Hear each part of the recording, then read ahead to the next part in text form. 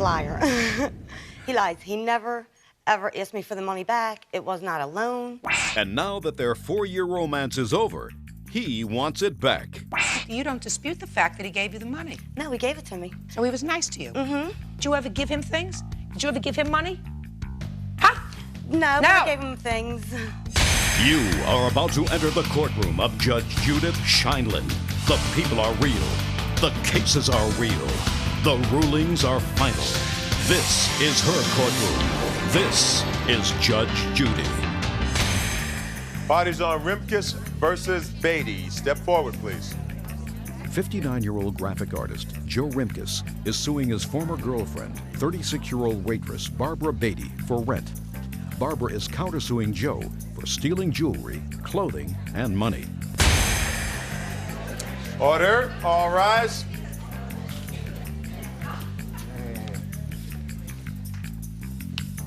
Your Honor, this is case number 462 on the calendar in the matter of Rimkus versus Beatty. Thank you, Bert.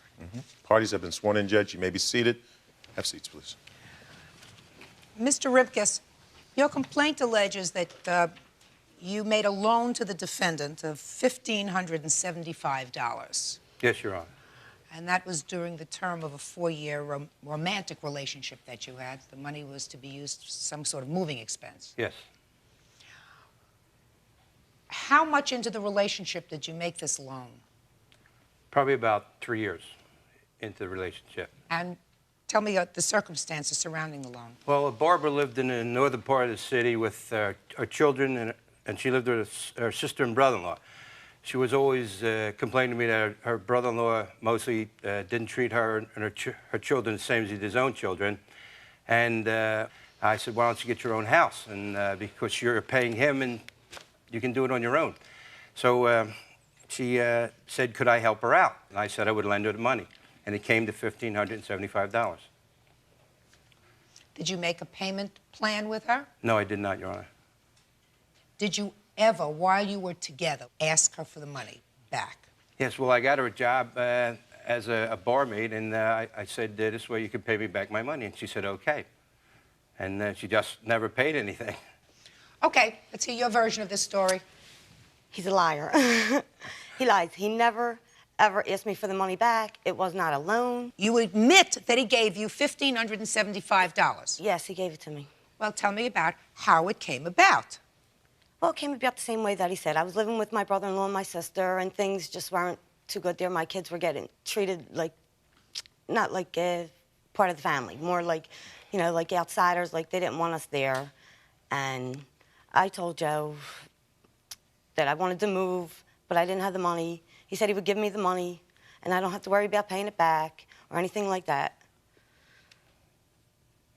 Had he ever given you money before? Yes. When? Oh, during our whole relationship. Good. Tell me about when he gave you money He before. would give me money to go shopping. He would give me money just for me to have money in my pocket. So he was nice to you? Mm-hmm. And did he do that frequently? Oh, yes. How frequently? Once a week? Twice a week? Once a week. Just because you didn't have cash? Right. And you needed money, and he was a nice guy? Mm-hmm. Huh. When did you terminate your relationship with him? He broke up with me in July of this year. Mm-hmm. Now, who are you and what do you want to say? I'm Janice, and... Janice what? Henning. You know about this specific transaction? Oh, yes. Well, Yes. tell me how you're related to either one of these people. He is my friend for the last 15 years, and I had worked with Barbara before. In what kind of establishment? We work as bartenders. Okay. She had came in, she had told me the story about her brother-in-law and sister, that they just wasn't getting along and everything, and I wonder if Joe would lend me the money for security, because it's a lot of first month rent. So she said she was going to ask them, and she asked him to lend her the money for the security. Were you there when she asked Yes, him? I was. And he said, I'll write you a check for the security and the month rent, or the first and last month rent. It came to $1,575, and I was there. Good. I believe you. I was I there. believe him, and I believe she said, can you lend me $1,575? I believe that. Have a seat. Thank you. Now, you say that you don't owe him any money, even if you did, even if this was a loan, because he broke into your house? No, I'm not saying that. I'm just saying that... Are you claiming that he broke into your house and took Yeah. property? Mm-hmm. Uh-huh. Tell me about it. My father was sitting on the porch one day. He drives by. So, were you home? No. Where's your father? My father's on the porch. No, I don't. He's not on the porch. I have no porch here. Where is he today? Oh, You- he's home. Well, you can't tell me what your father says that he saw. Okay. Did you witness him take anything? Well, I went up into my room and I noticed that my closet door was open, my drawers were open. After he You had have a left. witness here who saw him take No, any property no, I from don't. your house? No. He was a nice guy. Yeah, he was a nice guy. He was a nice guy. But after So- we broke up, he wasn't nice anymore. He tried to beat me up twice. He beat him up. Let me tell you something. He extorted money from me. I gave him back the ring and a watch that he gave me that he said that would pay for, you know, the money he supposedly loaned me, which he didn't loan it to me. He gave it to me. He didn't ask me to pay it back or anything. Judge Judy continues in a moment. Did you ever give him things? Did you ever give him money? Huh? No, No. I gave him things. And later today, Well, I was so hurt when she said that, because Ralph had left the store like it's the truth. You know, that's how I know Ralph was taking advantage of me. real cases, real people. Judge Judy. Joe Rimkus wants his former girlfriend, Barbara Beatty, to pay for back rent. Barbara wants Joe to pay for stealing her jewelry, clothing, and money. Mr. Rimkus, Yes, Your Honor. she wouldn't know the truth No. if it came up and hit her Oh, in the no. face. I have all the okay? empty jewelry she wouldn't know. boxes to prove She it. wouldn't know the truth because the first thing that she lied about was that she did not come to you and say, "Can you lend me the money for security deposit?" I didn't. Yes, you did. It might have Your been Honor, I a did not. convenient lapse of memory, but yes, you No. did. This man isn't suing you for all the cash that he gave you during the course of 4.5 years. Did you ever give him things? Did you ever give him money? Huh? No, No. but I gave him things. Listen, Mr. Rimkus, Yes, ma'am. keep your money in the bank. Yes. Good. Judgment in this case is for the plaintiff in the amount of $1,575. That's all. Parties are excused. You may step out. Back to your right. No. You're a liar. You're a liar, Joe, and you know it. You're a liar. You're a liar. You know you are. You're a sneak, No, Barbie. he said I'm not a sneak, been a Janice. sneak No, since I am China. not. And now the next case. Parties on Wiley versus Wiley. Step forward, please. 22-year-old Guy Wiley is suing his brother Ralph Wiley, 35, and his wife, Bonnie, for misusing his disability checks. Well, this is a particularly sad family situation. You are Miss Wiley, Yes. Yes. and this is your brother. Mm-hmm. And this is your brother. Correct. And this is your brother's wife, sister-in-law. According to your complaint, you will be speaking for your brother, unless I need to speak for him. Yes. How old are you? 22. Do you want to speak to me first? You want to try? Yes. Yes, According to your complaint, you receive Social Security disability. yes, I do. That's because you have some sort of learning disability. Correct. And how much do you receive a month from Social Security? Right now, $850. $850. According to your complaint, there was a time when your brother was the payee for your Social Security. Correct. For about a year? Approximately 2 years. 2 years. Yes, since 95. And you say that while he was the payee for your Social Security, he didn't pay certain of your bills. Correct. Now, was your brother living with you for a period of time? Is that what I understand? Yes, he was. And you say that you spent more than you received. Yes, I did. Well, tell me about that. Well, there's a few things. For one, the living expenses alone, his rent incurred almost 8 of our his monthly installments. Just a second. You know, let's try to keep it simple. You got all of his Social Security, I'm getting to a point. $850. For how long a period did you get the $850 a month? It wasn't $850. It started out $730. It escalates every year. Okay, so it started. For how long did you get his Social Security? For 2 years, about 2 years, almost 2 years. And was he living with you during that 2-year period or not? Yes, he was. And what did you use that money for? To pay his living expenses. Like what? We living in a hotel. I was paying his hotel expenses week to week. Were you all living in the same room? No. He had his own room? And we had. Okay. So you were living in a hotel for a while? Yeah. Okay. And what was his hotel bill when you were living there? It was $175 a week. And how long did you stay in the hotel? Probably about 8 months, 6 months. It was almost a year. Let me ask you this question, because this is going to be very difficult. I'm not going over a 2-year period to see whether you paid more or less. It's very hard to support somebody fully. You understand that, Miss Wiley, on $730 a month. Okay. Right? Yeah, right. I mean, we're not talking about a lot of money here. Do you understand that? Yes. Okay. Let me go through some of these bills with you, sir. There's a $937 phone bill. Do you know anything about that? Not really. I think she probably can answer that one a little better than Mainly, most of the bills was for him calling my mom and my dad. They live in Vegas, and if you look at the bill, there's a lot of Vegas calls because at that time, none of the other family members were dealing with Guy. So the only family he clinged to was my family, and he called. Just a minute, whose phone was this? This was his phone in his own room. Okay, he so you picked up the phone and he called. So you my had a mom. phone in your room? His own room. You had a phone in your room? Yes.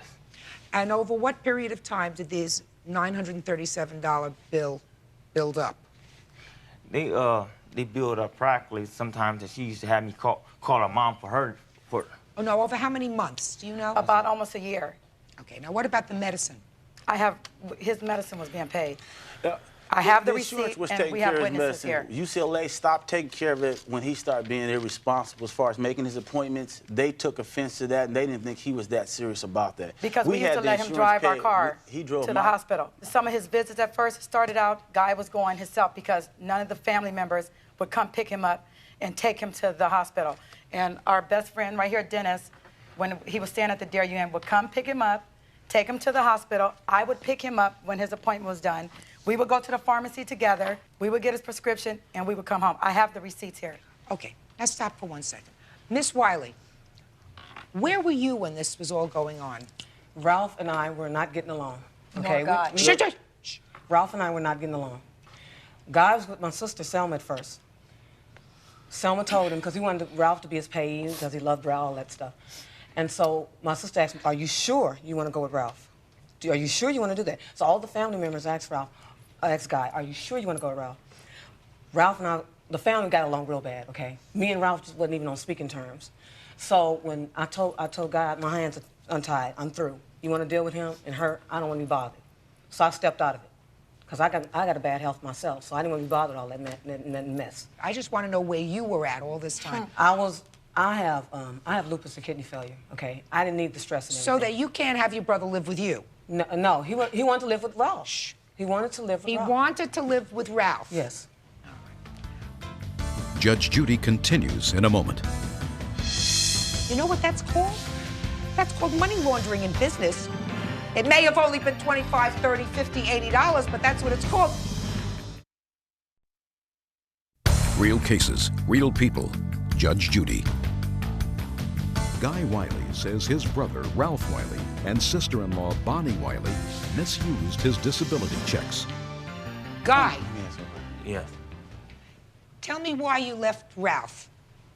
Okay, reason why I left Ralph because really I was in the store. Bonnie had got mad at Ralph and turned around and told me, you know where all your money's going? Your whole check? On UPS orders in Did the I store. say that? Shut Guy? up. I don't want to hear you. He's talking. And I was so hurt when she said that because Ralph had left the store like it's the truth. You know, that's how I know Ralph was taking advantage of me. She come to me telling me, your brother's taking your money. He's doing this with his check. He's paying for UPS orders. This is what she said about him. You know, I be trying not to believe it because he come to me telling me, I'm not taking your money, guy. Don't listen to her. You know, but I can't help but because you keep putting it in my head. You know, Ralph is... So you got angry. So I got angry, and we was in the store. So I decided that, you know, I didn't want to settle working in the store no more. So you were working in your brother's store? Yeah, for only really $10 a day. And I told him I decided, you know, because he had me sleeping in the store a couple nights. And What kind of store do you have, sir? Sporting good stuff. And your brother was working in your store? Yeah, I guess you can call it that. What do you mean you guessed you could call it that? He said he was working there every day. He was there. Doing what? He Taking care of the stock?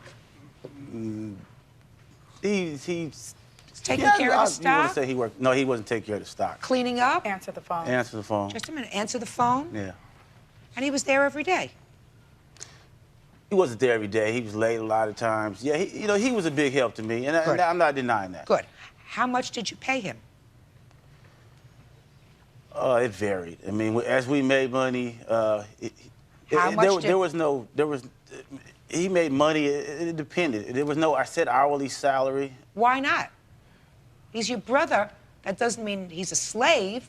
That means if he's working in your store, he gets an hourly wage. He gets minimum wage. He gets whatever the minimum wage was when he was working there in '96. He should have been paid. If he's not in your store, he could be working someplace else. Well, that's the thing. He couldn't work anywhere else because of his inabilities. I was trying to assist him during that time. Sir, listen to me. There are a lot of places where someone who has a learning disability or who has some disability can work, even if it's for minimum wage.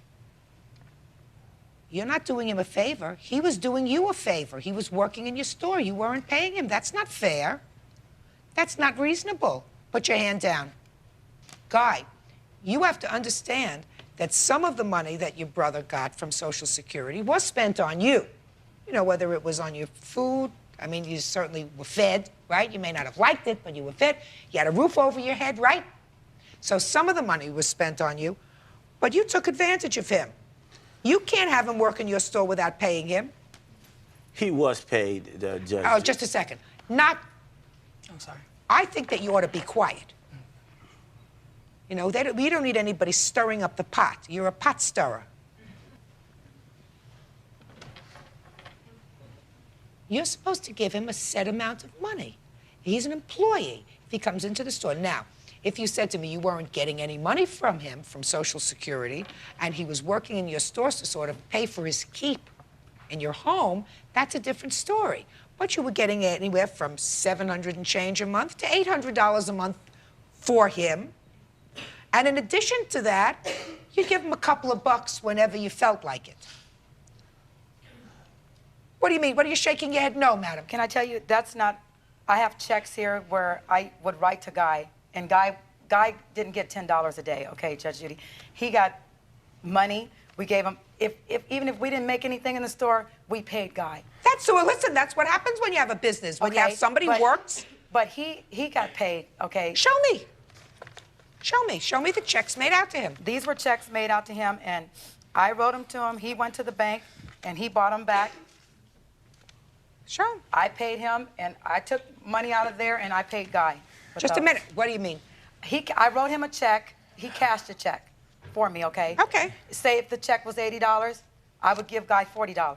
And no, this is just money. This had nothing to do with what Ralph was paying him.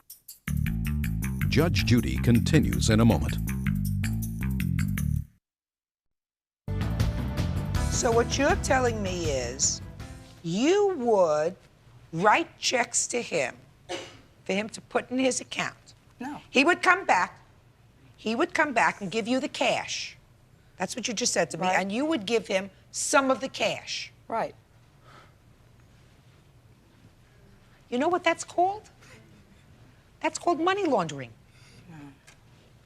That's called money laundering in business. It may have only been $25, $30, $50, $80, but that's what it's called. You're giving him money to put in his account, right? And when he cashes a check, you were told to cash the check and bring back the cash, correct? Yes. And when you cashed the check from your account, because this was made out to you, you gave your sister-in-law the money, and she said, here's $10 for you, here's $20 for you. Is that what happened? Yes, what she did. Is that what happened? I heard enough. Judgment in this case is for the plaintiff in the amount of $2,531. That's all. Parties are excused. You may step out. Judge Judy continues in a moment. And on the next Judge Judy.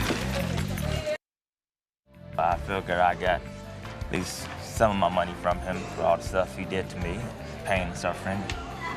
And I feel the judge did the right decision. I mean, if he wasn't paid money, I mean, he was giving use of the car where I had to insure the car that he drove. He partied as will. I mean, there was things removed out of the store that I never questioned, just let him have. I have no hard feelings for him. If that's what the judge ruled, that's the way the judge ruled it.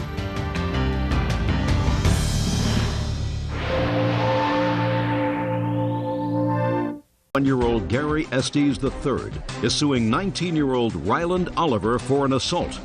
Gary says Ryland crashed a party at his home. Quiet in the courtroom.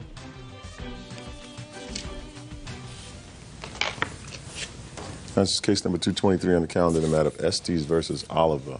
Parties have been sworn in. You may be seated. Folks, have a seat. Mr. Estes, it is your claim that Mr. Oliver was an uninvited guest in your home and that he assaulted you in your home. Yes, ma'am. And Mr. Oliver, although he acknowledges that there were blows exchanged, says that he struck you in self-defense. You actually hit him first. And it is his claim that he was invited, not by you, but by someone else to the house. Is that right, sir? Yes, ma'am. How old are you? 19. You go to college? Yes, ma'am. Which one? Oklahoma City Community College. Could you try to speak a little slower? I'm old. Oklahoma City Community College. You live at home? Yes. And you, sir? I go to a community college in Cleburne, Hill College. I did go to University of Oklahoma until this happened. Is that why you changed schools? Yes. Did you have an apartment? I was renting a house from witness Mark's parents had a rent house, and we were renting it from them. How many people lived there? 3. Were you living there as well, sir? Yes, ma'am. Stand up. What's your name? Mark Williams. Are you scared? No. Kind of nervous. A little nervous. I'm sorry. Step over here. I have a couple of questions. Mr. Williams, this is your parents' house? Yes. Who was the third roommate? Christopher. Do you know Mr. Oliver? Did you know him before this incident happened? Yeah, I knew him from high school, just randomly, just because we went to the same high school, I knew of him. But he wasn't your friend? No. So you didn't invite him to your house? No. What date did this incident happen? May 22nd. Did you invite him to the house, Mr. Estes? No, ma'am. Did you know him from before? No, ma'am. Now, this Christopher person, is that the person that you knew? No, ma'am. You didn't know Christopher either? No. So you didn't know any of the 3 people that lived in this house? No, ma'am. What brought you to the house? My friend DJ was leaving for the Navy, and they were throwing him a going away party, and he called us and asked us to come by. You know DJ? Yes. Was he having a party at your house? No, ma'am. How many people were in the house on the evening of the 22nd of May? About 7. We each had a friend over. Was DJ there? Yes, ma'am. Okay, so it was the 3 people who lived in the house, plus 4 guests? Yes. All guys? It was Sarah, one of her friends. It was a girl. It was a Sarah girl. is definitely a girl. Well, her friend is What? Her friend is a girl. And DJ and us 3 that lived in the house. Okay, so it was just a small gathering? Yeah. Okay, now you can sit down. Okay, so DJ said come on over to say goodbye? Yes. He said they're having a going away party for me, and he asked Well, us this to come doesn't over. sound like much of a party. There were only 7 people there. There was more than 7 people there. There were people in the front yard. There were only 7 people in the house, according to them. Where had you been that evening, Mr. Oliver? I was over at a friend's house around campus. Anybody drinking? Yeah. What about you? Yes. Who was driving? Me. How did I know that?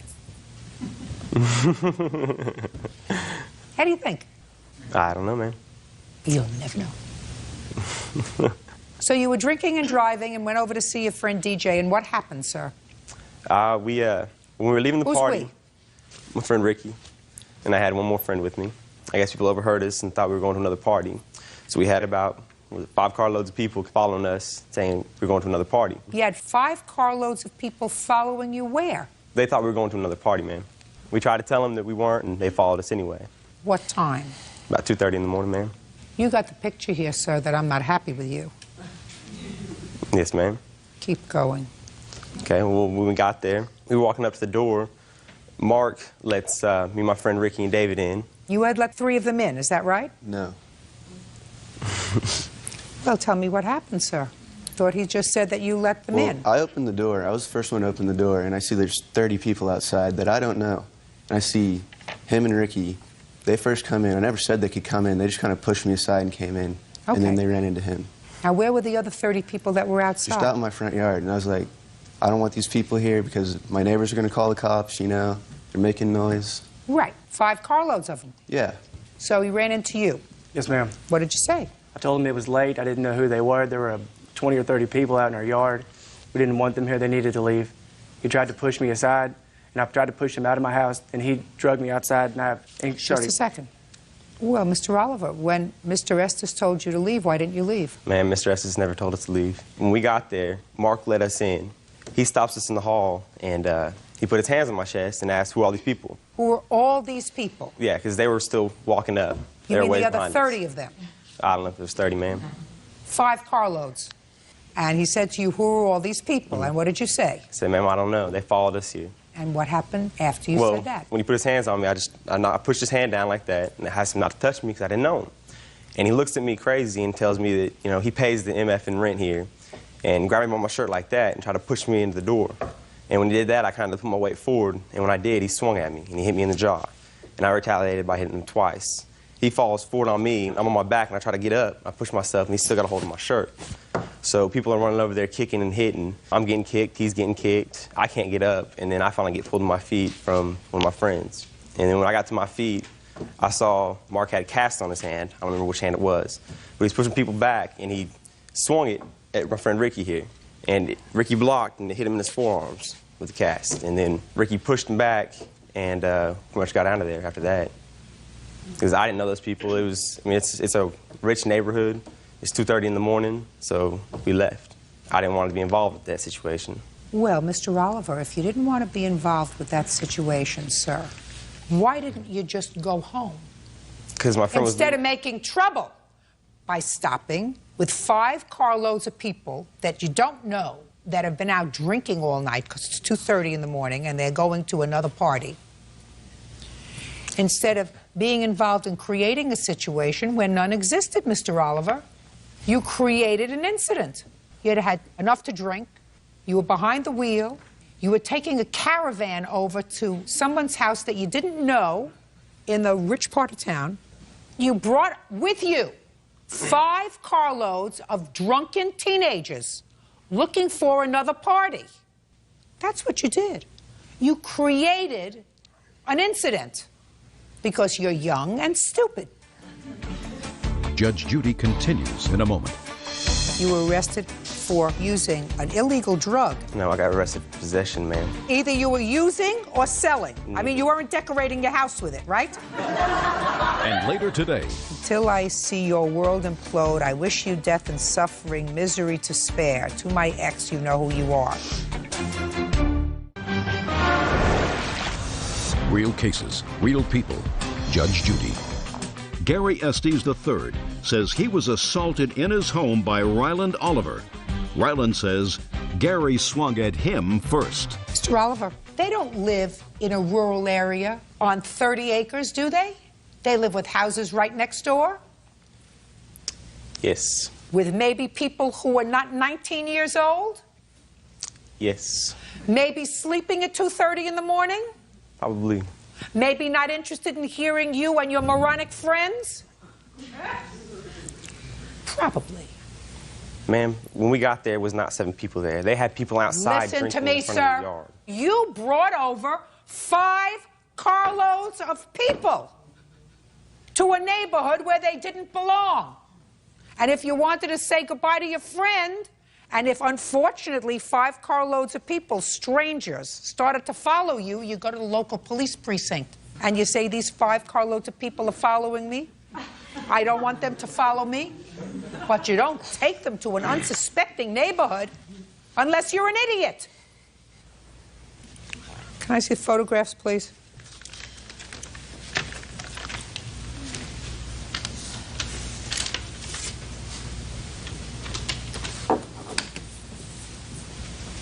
You have photographs for me? No.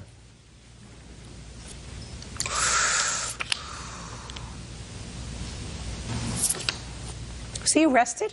No. Why not? Because the police said that they felt that if we pressed charges, he'd retaliate. And Can I see your police report, please? And that's, the picture of me is proof that I didn't just get pushed when I was trying to break it up. No, you got so you were I got assaulted. hit. Mr. Oliver, Yes, ma'am. how many times you were arrested before? Once. When? February 7th, I believe. Of this year? Yes. For what? Possession of marijuana and speeding. So at that point, you were arrested for using an illegal drug and driving, right? No, I got arrested for possession, ma'am. Well, I never got arrested either for you were influence. using or selling. I mean, you weren't decorating your house with it, right? Either you were using or selling. I was using, ma'am, but I was. Well, that's the answer. Can I see your unreimbursed medical bills, please? Anything you want to say to me? No, ma'am. Good idea. You're a fast learn. You have any idea how many people were hitting you? 4 or 5, at least, were kicking me. And the 4 or 5 that were hitting you and or kicking you, because you have serious lacerations in your head, were those the people that came in this caravan of 5 cars? I'm They assuming. weren't your guests. No, they weren't. And I still have shoulder rehab I have to go through. I may have to have surgery on it.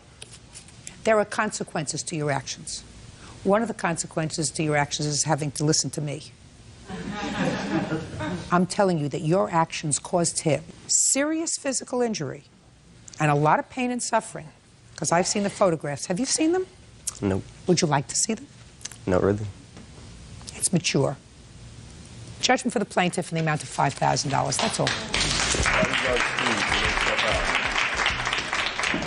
I was getting kicked in the face, and I just tried to cover my head up, and Ryland stomped on my head and split it open. When I was leaving, he was on the ground, and there was people swarming him. All I was trying to do was get people off of him, and then they started hitting me. He was practically unconscious, and he was bleeding like a waterfall of blood from his nose. It was terrible. And now the next case. All parties in the matter of Smith versus MacArthur. Step forward, please. 19-year-old Jennifer Smith is suing her ex-fiancé, 23-year-old James MacArthur, for destroying her property, throwing her engagement ring in a lake, and slander. Miss Smith, you and Mr. MacArthur were engaged to be married. It didn't work out.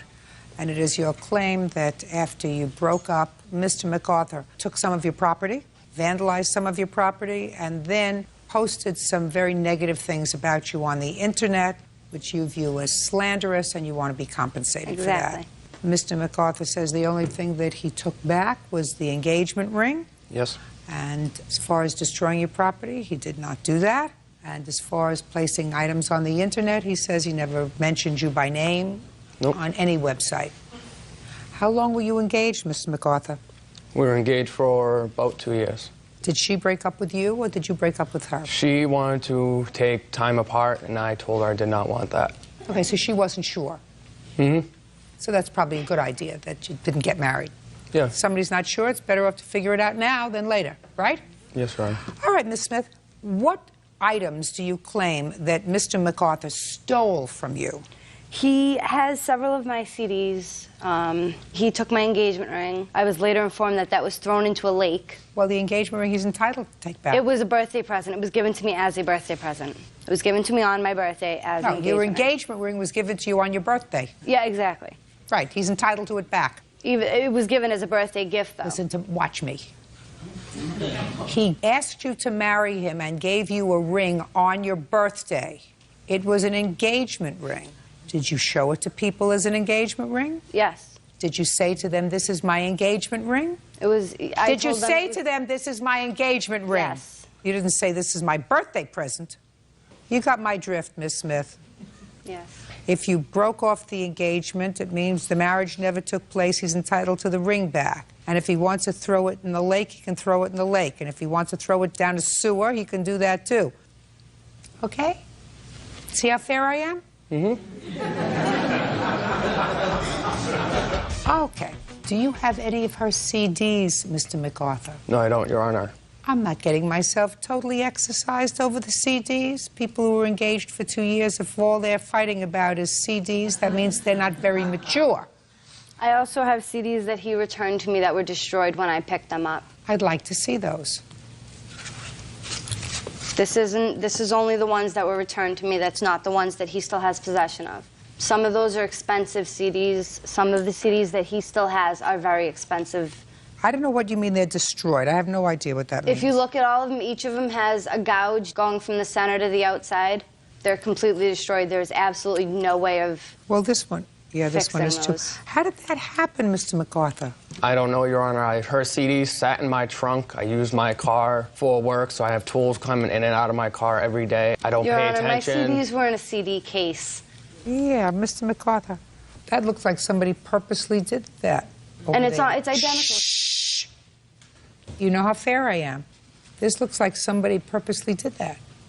But doesn't that look to you as if somebody did that with a something? Yeah, by all means. You know what I mean, Mr. MacArthur? Yes, Your Honor. Now, I don't think she would do that to her own CDs, because that would be stupid, especially since she broke up with you. But it would seem to me that you were pretty angry. So I have to put 1 and 1 together. That makes you. All right. So now you have these destroyed CDs, which I am placing squarely at the foot of him. That doesn't include the ones that he still has. I just answered your question about that 2 minutes ago. What part of I don't care don't you understand? There's no excuse for him vandalizing your property. What's the excuse for him posting vulgar, slanderous stuff on the internet? Well, that I want to see. There's no excuse for it. There's a reason that he might have done it, but that doesn't mean that there's an excuse. He says that he never did it, although he called my house and he called my mother at her work. Don't tell me what he told your mother unless your mother is here. Is this what you're telling me? Yes, it is. Came off the internet? Yes, it is. I was told to read that. He doesn't mention your name here. No, but it says to my ex, you know who you are, and I was told that Don't tell me what you were me told. to read it. Listen to me. Don't tell me what you were told. That's hearsay. And I listen to me. He says, as far as his ex is concerned, one day the sun will die and the night will crawl. Until then, until I see your world implode, I wish you death and suffering, misery to spare. To my ex, you know who you are. Right? I called him right after I read that, and I said, what is this about? He said, oh, I didn't mean to hurt you.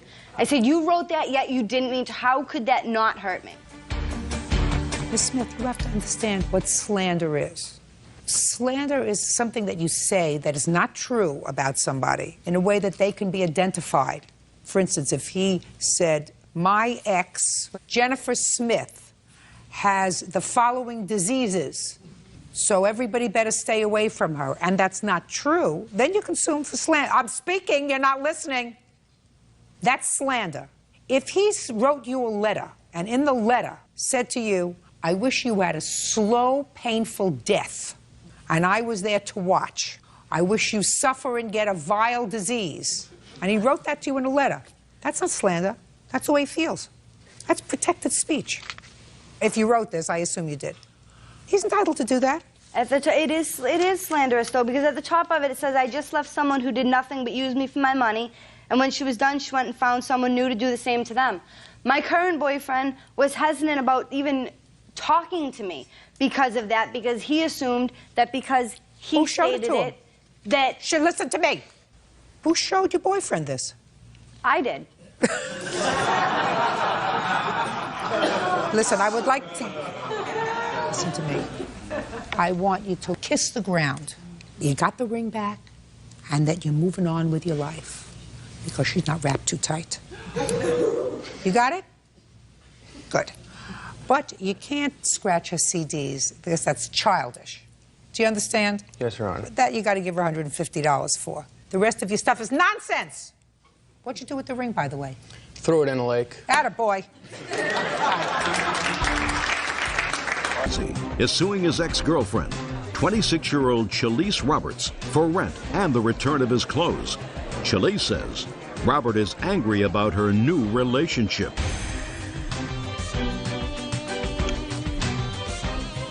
Yeah, this is case number 208 on the calendar in the matter of Skelsey versus Roberts. Parties have been sworn in. You may be seated and have a seat. Thank you, Bird. You're welcome, Judge. Mr. Skelsey, you and Miss Roberts, according to the complaint that I've read, dated for a period of time. You claimed that you made her a loan of $250 at some point for rent. In addition, after you were no longer together, you never lived together, but you probably stayed over occasionally at her house because you claim you have some clothes at her house that she refuses to give you. A few nights, yes, Your Honor. Ms. Roberts says that the $250 that you gave her for her rent was a gift, and that everything in the house that was yours, you took. When did you date Miss Roberts? From when to when? We met each other in January of this year. We met off a chat line kind of thing.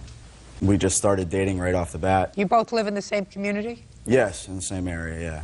And when was this loan that you gave to her? The loan was in May. She was having financial difficulties. Tell me about the conversation that you had with her when you discovered she was in financial distress. Actually, she asked me. She said, No. She did. She asked me. She goes, I'll do anything for you. Can you loan me some money? I'm having financial difficulties. I said, can you ask, you know, one of the fathers of your children He can- offered to do give this? Listen to me, Miss Roberts. Don't speak again until it's your turn. And she said that she didn't want to do it because she was scared of like a custody thing. I said, okay, I understand. I have the extra money, and I'm going to need the money back soon, but I have the money right now available to you. I said, so here's the money. I wrote it out to her landlord. You have a copy of the check? Oh, yeah. I'd like to see it. Yeah.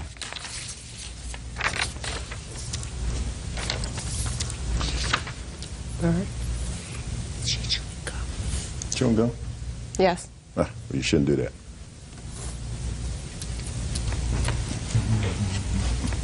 Okay, May 23rd. Was she late in her rent? She wasn't working because she was sick, No, no, so no. was she late in her rent? No, I'm asking you. This is dated May 23rd. Was this for May's Yes. rent? Yes. So you were almost a month late in your Yes. rent. Okay, so that's the loan. She never paid you back. No, ma'am. When did you stop dating Miss Roberts? Oh, we stopped dating in like the end of February. We became friends with like benefits kind of thing, and you know, I'm not one to move fast with a relationship, and her feelings moved fast with me. So you stopped dating in February, Yeah. but remained friends. Oh yeah, close friends, very close. And shortly after the loan, you stopped speaking? Almost automatically right after the loan. She said she was busy with work and everything else, but all of a sudden a day-to-day, you know, call or hanging out or whatever becomes, I didn't hear from her for like a week. Okay. And what clothes do you have at her house, Mr. Nike Strzok? sweatshirt, a Champion sweatshirt, and a Nike pair of shorts. Okay. You're not going to bother me with those things, are you? You know how many years I went to school?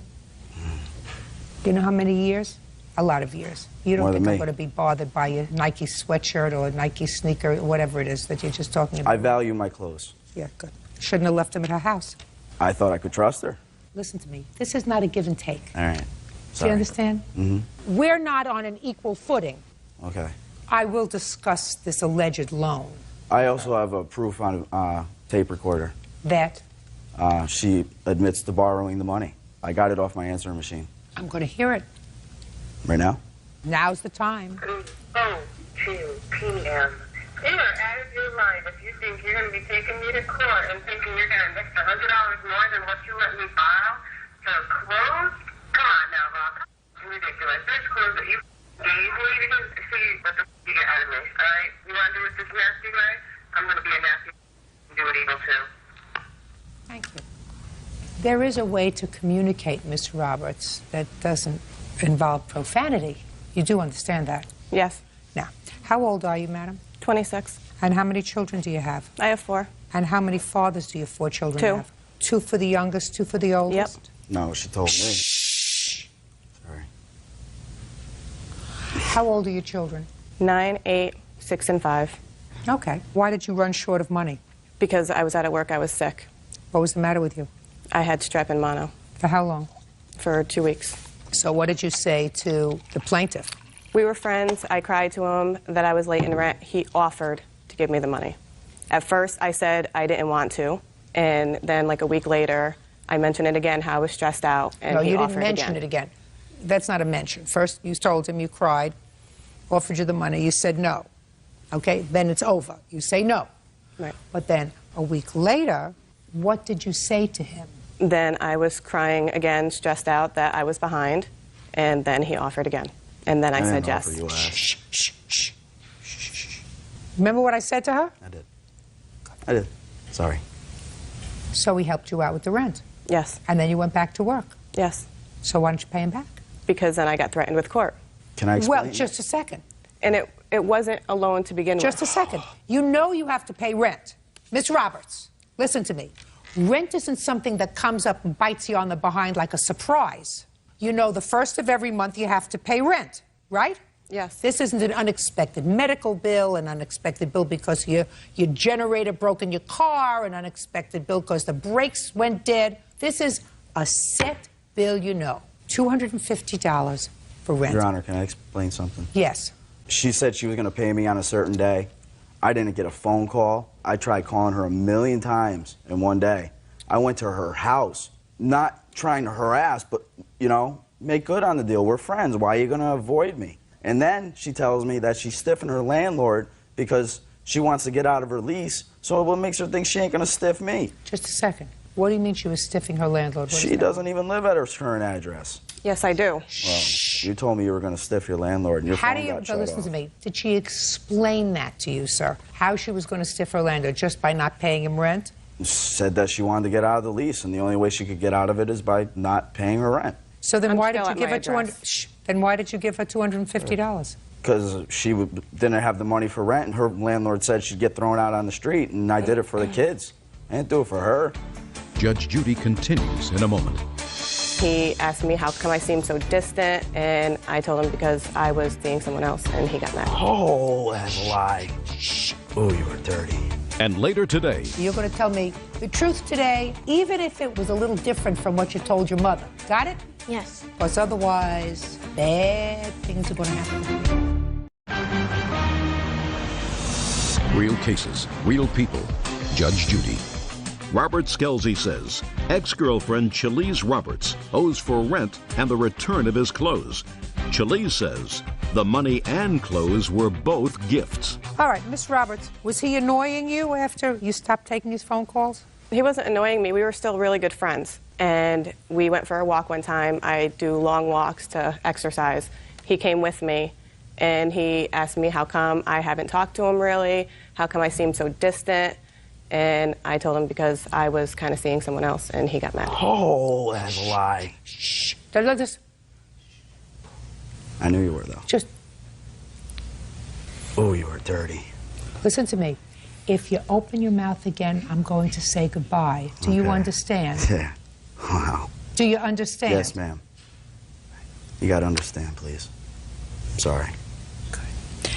Miss Roberts, I want you to pay very careful attention to me. My sense is that you've made a certain amount of mistakes in your life. I think based on your history that that's a fair statement. You have 4 children, only 2 of them live with you. You got yourself in a financial pickle to the extent that you couldn't pay rent at your age with 4 children.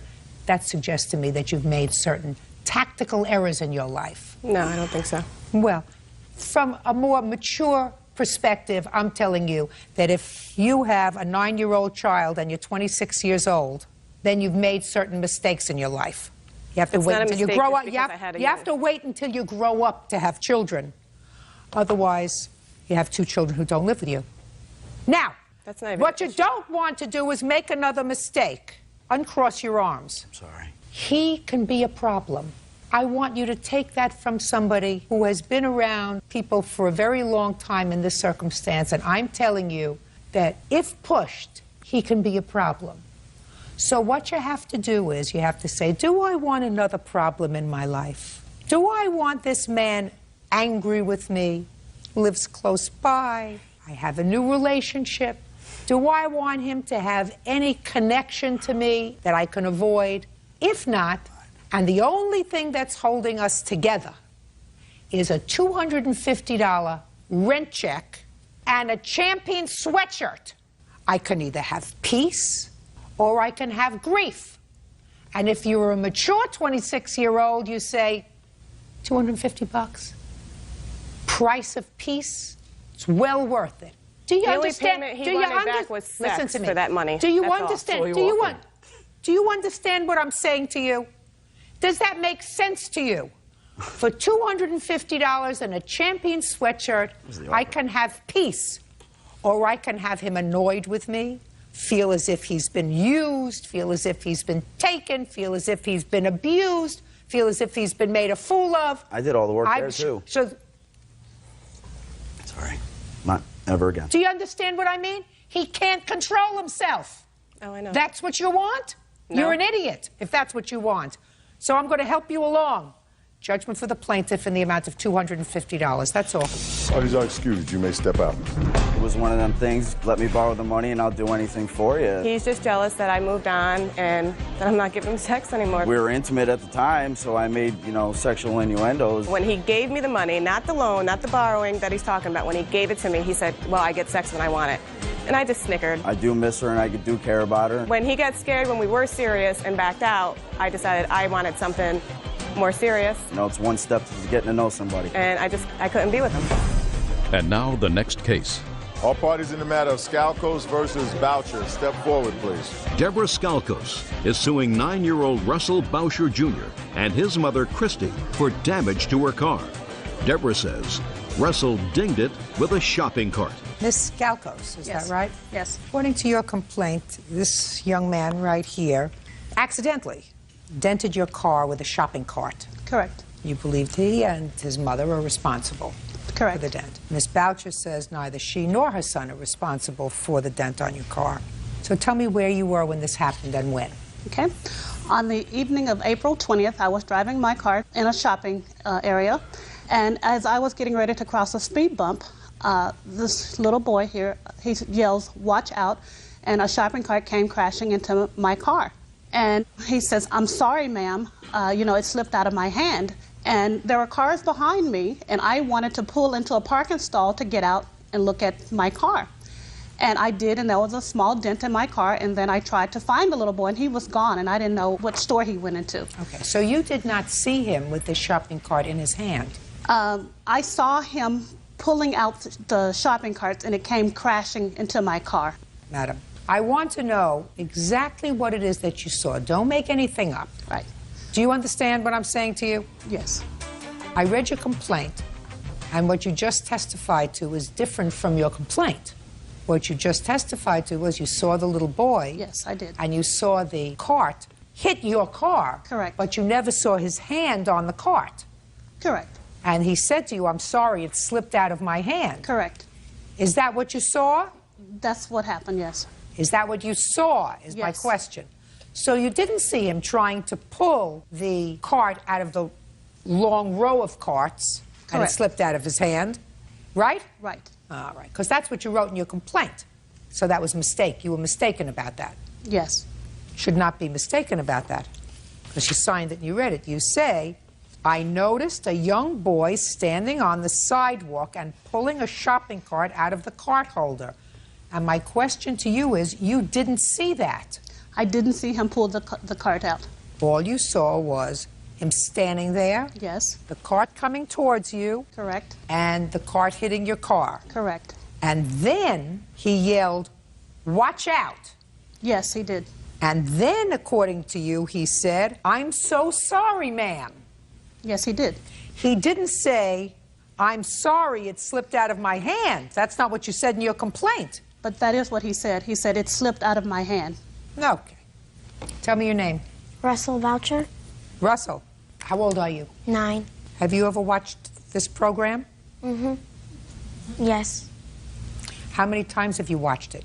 A couple of times. And I think that your mom is very proud and very supportive of you, right? Yes. And I think you're a nice boy.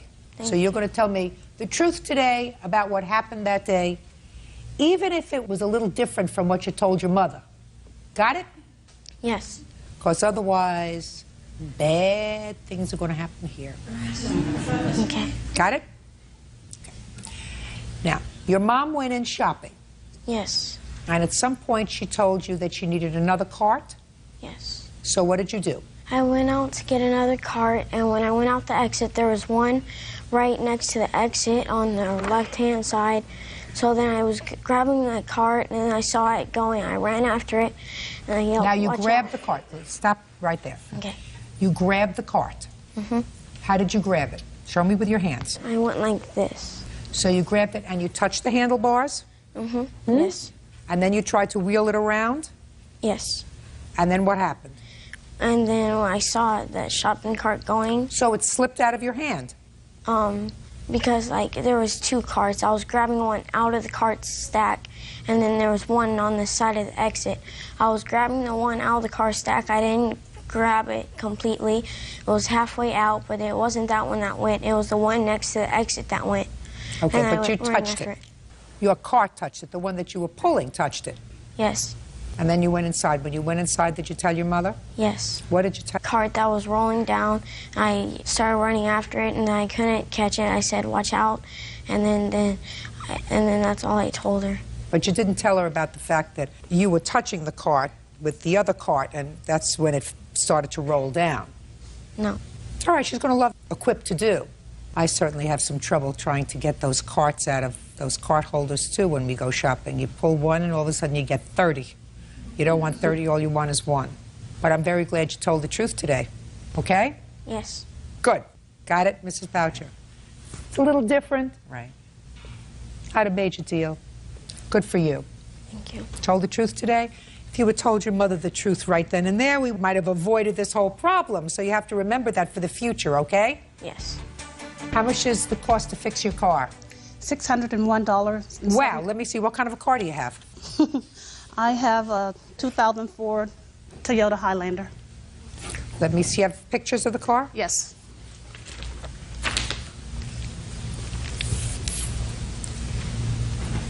There's a ding in it. Yes. That's it. There are two dings. The shopping cart, it dinged it. Well, I'm going to give you some advice, okay? I also have a very nice car. And somebody last week dinged my brand new car. And we called the ding doctor. And for $150, the ding doctor comes to your house and pulls out the ding. Not 600, 150. And I am sure, where do you live? In Rancho Cucamonga. Oh, that's in California. Yes. Where every person has 9 cars. I guarantee you, you will find a ding doctor for $300 that will come and pull out these 2 dings in your car. Okay? Not 600. Judgment for the plaintiff in the amount of $300. That's all. Thank you. Parties are excused. You may step out. It was never in dispute whether or not a cart hit. It was whether or not my son was responsible or not. It's a matter of right and wrong, and he was wrong. He hit my car. 25-year-old soldier Jonathan Pasquinelli is suing his former live-in girlfriend, 24-year-old Laura Weathers, for rent and utilities. Jonathan says while he was in Iraq, Laura didn't pay their bills. All rise.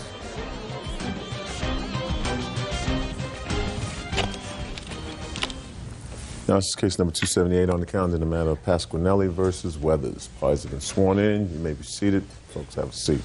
Bird, Yep. would you get the defendant a sweater, please, or have her go outside and get herself a sweater? Okay. She looks cold to me.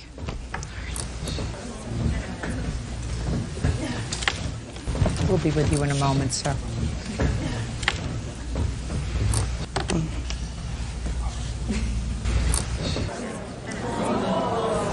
Oh, that's much better. Much, much better. Mr. Pasquinelli, according to your complaint, you and Miss Weathers lived together for a period of time. You rented an apartment together, you were splitting the bills. And then you were deployed to the Gulf. Yes. And it was your arrangement with the defendant that she was going to stay in the apartment, that you would continue to pay half the rent, and she would pay half the rent, and she would pay all the utilities since she was living in the apartment. Yes.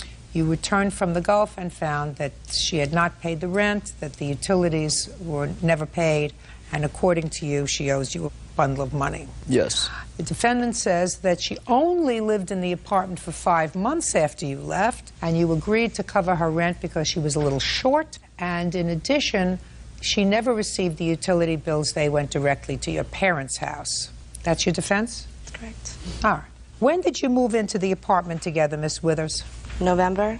What was your financial agreement? That we would split the rent and the utilities while he was How much was away. your share of the rent? $675. Is that correct, sir? No, it was actually $575.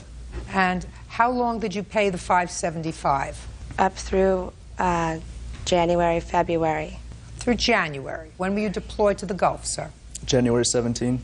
Now, what about the utilities? Did you pay half of the utilities up until he went away? I did. Is that correct, sir? Yes, she did. Now, how did your agreement change, Miss Weathers, when he left for the Gulf and he was no longer living there? I actually ended up getting a DUI because my truck broke. I had a tire. It was a brand new truck, and he had said that while I was paying my $3,000 lawyer and all my fines and my truck, that I wouldn't have to pay and that we would do it. I would get it back just to look you at me. eventually. And what? That it was until I was able to. I could just pay what I could. Was there a full sentence there someplace that I didn't hear?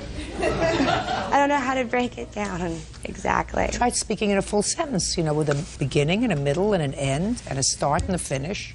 I would just pay what I could when I could. There you go. That wasn't hard, was it? It was fine. So how much did you pay? $300. When did you deposit $300? February. Show me.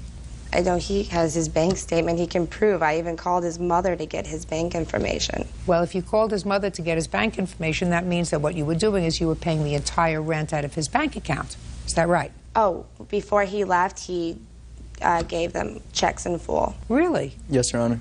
How was she supposed to pay her half? I left her deposit slips from my bank account to deposit it directly into my checking account. So it was all taken out of your bank, and Yes. she never deposited any money. She says in February she deposited $300. I'm just curious. Do you have any indication of that? I don't, but I will say that's true. She did deposit that money. So your agreement now, according to you, now that we got a full sentence, Ms. Withers, was that when you could, you would pay him back. That's correct. After the $300, when did you start paying him back? I didn't. Why? Because we were talking, and it was just pretty much that whenever I could pay it, I would, and at the time, I couldn't. So eventually, you know, we would just come out in the end. I have an email. There's a sentence there. It's coming. There's a sentence there. I know it's coming. It's coming. I have an email. There's the sentence from him. I have an email. That's perfect. 4 words sounds just about right. So, just basically him saying that he knows that I can't pay it, and eventually we will get through it. Well, that's pretty much what you said. I don't know what was awesome. Something was awesome before we got to the rent. Oh, we did thousands of emails, so the headlines were a little wacky. Oh, I see. And he does indicate here, I know you are trying and doing what you can, and I know you'll get me when you can. So, what are you doing now, Miss Withers? Now I don't understand. What are you doing now?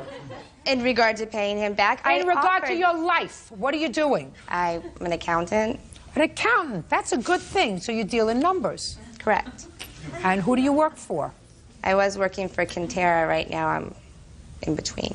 How are you supporting yourself again? Well, unemployment. Who is this? This is Anthony. Anthony. I assume Anthony has a last name? Palazzo. And what does Anthony do? He's also an accountant. He's my boyfriend. Do you live together? Correct. So now you're paying the bills? Yes. Not like that at all. This is... Just a second. Good for you. That's not the case. Don't make it look like that, because that's not the case. Looks like the case to me. Looks like he went overseas. I'm sure it wasn't easy over there, and he's expecting you to do the right thing. Instead of doing the right thing, you got yourself drunk. You had an accident with your car. It's not his fault that you had to pay $3,000 in lawyers and fines and everything else that you had to pay because of your own irresponsible behavior while he was away. And so my question is, when do you expect to start paying him back? He expected you to pay him back. Actually, before he did this, I had set it up where I would be paying him $300 a month. And he was okay with it. And the next thing I know, I'm getting this in the mail. Right after we had had a phone conversation, I had given him $100 just for that week because he had come back. What did she say when she gave you the $100? She didn't deliver it to me. Her boyfriend did. And what did he say? He didn't really say much. Stand up. Anthony. Yes. What did you say when you delivered the $100? I was just the carrier. I was just dropping it off, gave him the 100. Good. So you had a conversation with Miss Withers.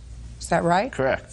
And what did Miss Withers tell you about the $100? She said that she owed him $100, drop it off after work. And on my way home from work, I just dropped it off, didn't have any conversation. Anthony. Yes.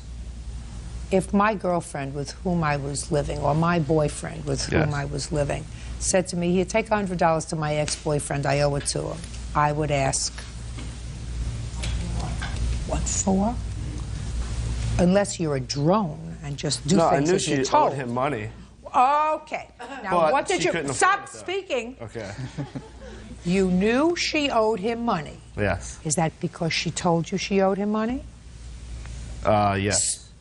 And how much money did she say she owed him? She did not tell me exact amount. What did she tell him she owed the money for? She didn't tell me either. I just And knew. you didn't ask? I didn't ask. You are some inquisitive guy. Thanks. Thanks. You're only interested in the important things, right? That's correct. Oh, that's weird.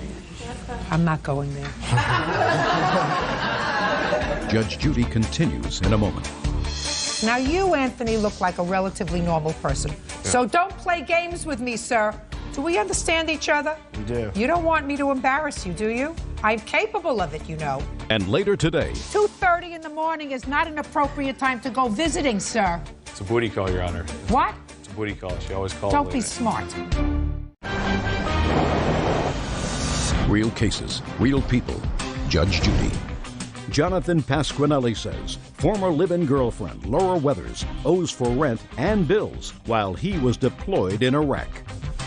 Anthony, what do you do for a living, sir? You're an accountant? I'm actually a financial advisor. So you're not a dummy, right? No, I'm not. If my girlfriend said to me, I owe my ex-boyfriend money, you would say, what do you owe money for, honey? How much do you owe him? Did you have a payment schedule? What are you going to do? Those are the questions that a normal person would ask. Now, you, Anthony, look like a relatively normal person. Yeah. So don't play games with me, sir. Do we understand each other? We do. You don't want me to embarrass you, do you? No. Any more than I have done already? I'm capable of it, you know. Okay. Now, when did you have a discussion with her about how much and what she owed him the money for? We really never discussed how much she owed. I just knew that she owed him money, and that was it. I didn't really want to know how much. I didn't want to get involved because I didn't want to get in the middle between money because I know how people act around money, so. You didn't want to be responsible. Correct. Now, Anthony. Yes. That's smart. Thank you. Because if you say, how much do you owe, and she tells you, the temptation might be there to say, let me give it to you because I don't want you to have any connection with him anymore. Correct. So you didn't do that. I didn't want to know. And Why didn't you want to know, Anthony? Because I didn't want to know how much it was. It could have been a lot, it could have been a little. I didn't want to know. Well, you said I didn't want to know 3 times, and so I'm asking you, why didn't you want to know? Weren't you curious? No. Weren't you a little curious, I was Anthony? not. Not at all. When were you deployed, sir? In January? January 17. When did she get home? July 31st. So she was there ostensibly for 5 months, is that right? I don't know when she left. I don't care when she left. She was there for 5 months. Fine. That she owes you money for. And she owes you $2,875. Now, tell me about the utility bills. When I got home, I had a $617 gas and electric bill. Can I see it, please? What were you doing there? I wasn't even there. You're making wine? What were you doing? I have no idea. I Actually, wasn't. this is gas and electric also. And these are unopened. Just, I didn't know if... Can I see the unopened ones, Yes. please? This is actually cable, which I'm not allowed to have cable in San Diego anymore because the bill's Okay. never paid. You live at 9215? Yes, I did. Okay, and these were sent to 9215? Well, she paid you $300, so I'm deducting that from the $28.75, leaving $25.75. And here is a bill. Ooh, past due, date mailed, May 3rd. You would still be there, right? No, I moved out in the beginning, in the beginning of May. I wasn't there. Well, this is mailed on May 3rd, so you owe $574.27 for this. Cable. I tried disconnecting that because, number 1, I'm not home. Number 2, we have no computer, which we needed internet for. And because my name wasn't on it, I couldn't disconnect it. Why didn't you email him? Name's on the bill. Shh. Why didn't you email him and tell him? No, that's the time. Listen Warner. to me. Why didn't you email him and tell him to cancel it? I did. I had emailed Show me. him. Show me. I don't have that email. Anthony, Yes. where were you working in May? In May, I was working at Quintera. And where was she working? Quintera. Also. That's how I met him. So that's how you met, in May. When did she move in with you, Anthony? I would say In July. Job. Didn't ask you. I June. asked him. beginning of June. So from May, whatever, when you moved out until you moved in with Anthony here, where were you living? I was just staying at friends as I was going back and forth because it was closer to my house. What house? Or not my house, but to my work. It was just easier because I lived pretty far from work.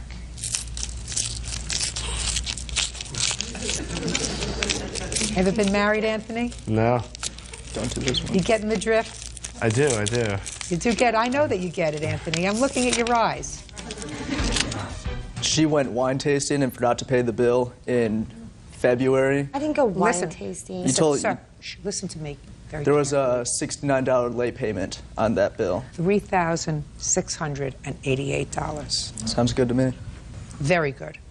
And say, who is this young lady? This is my sister. Very nice young lady, very nice. Thank you. Say, thank you. I got home safely, right?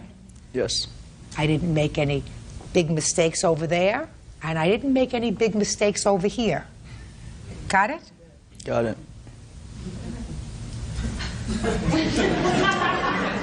That's all. Thank you.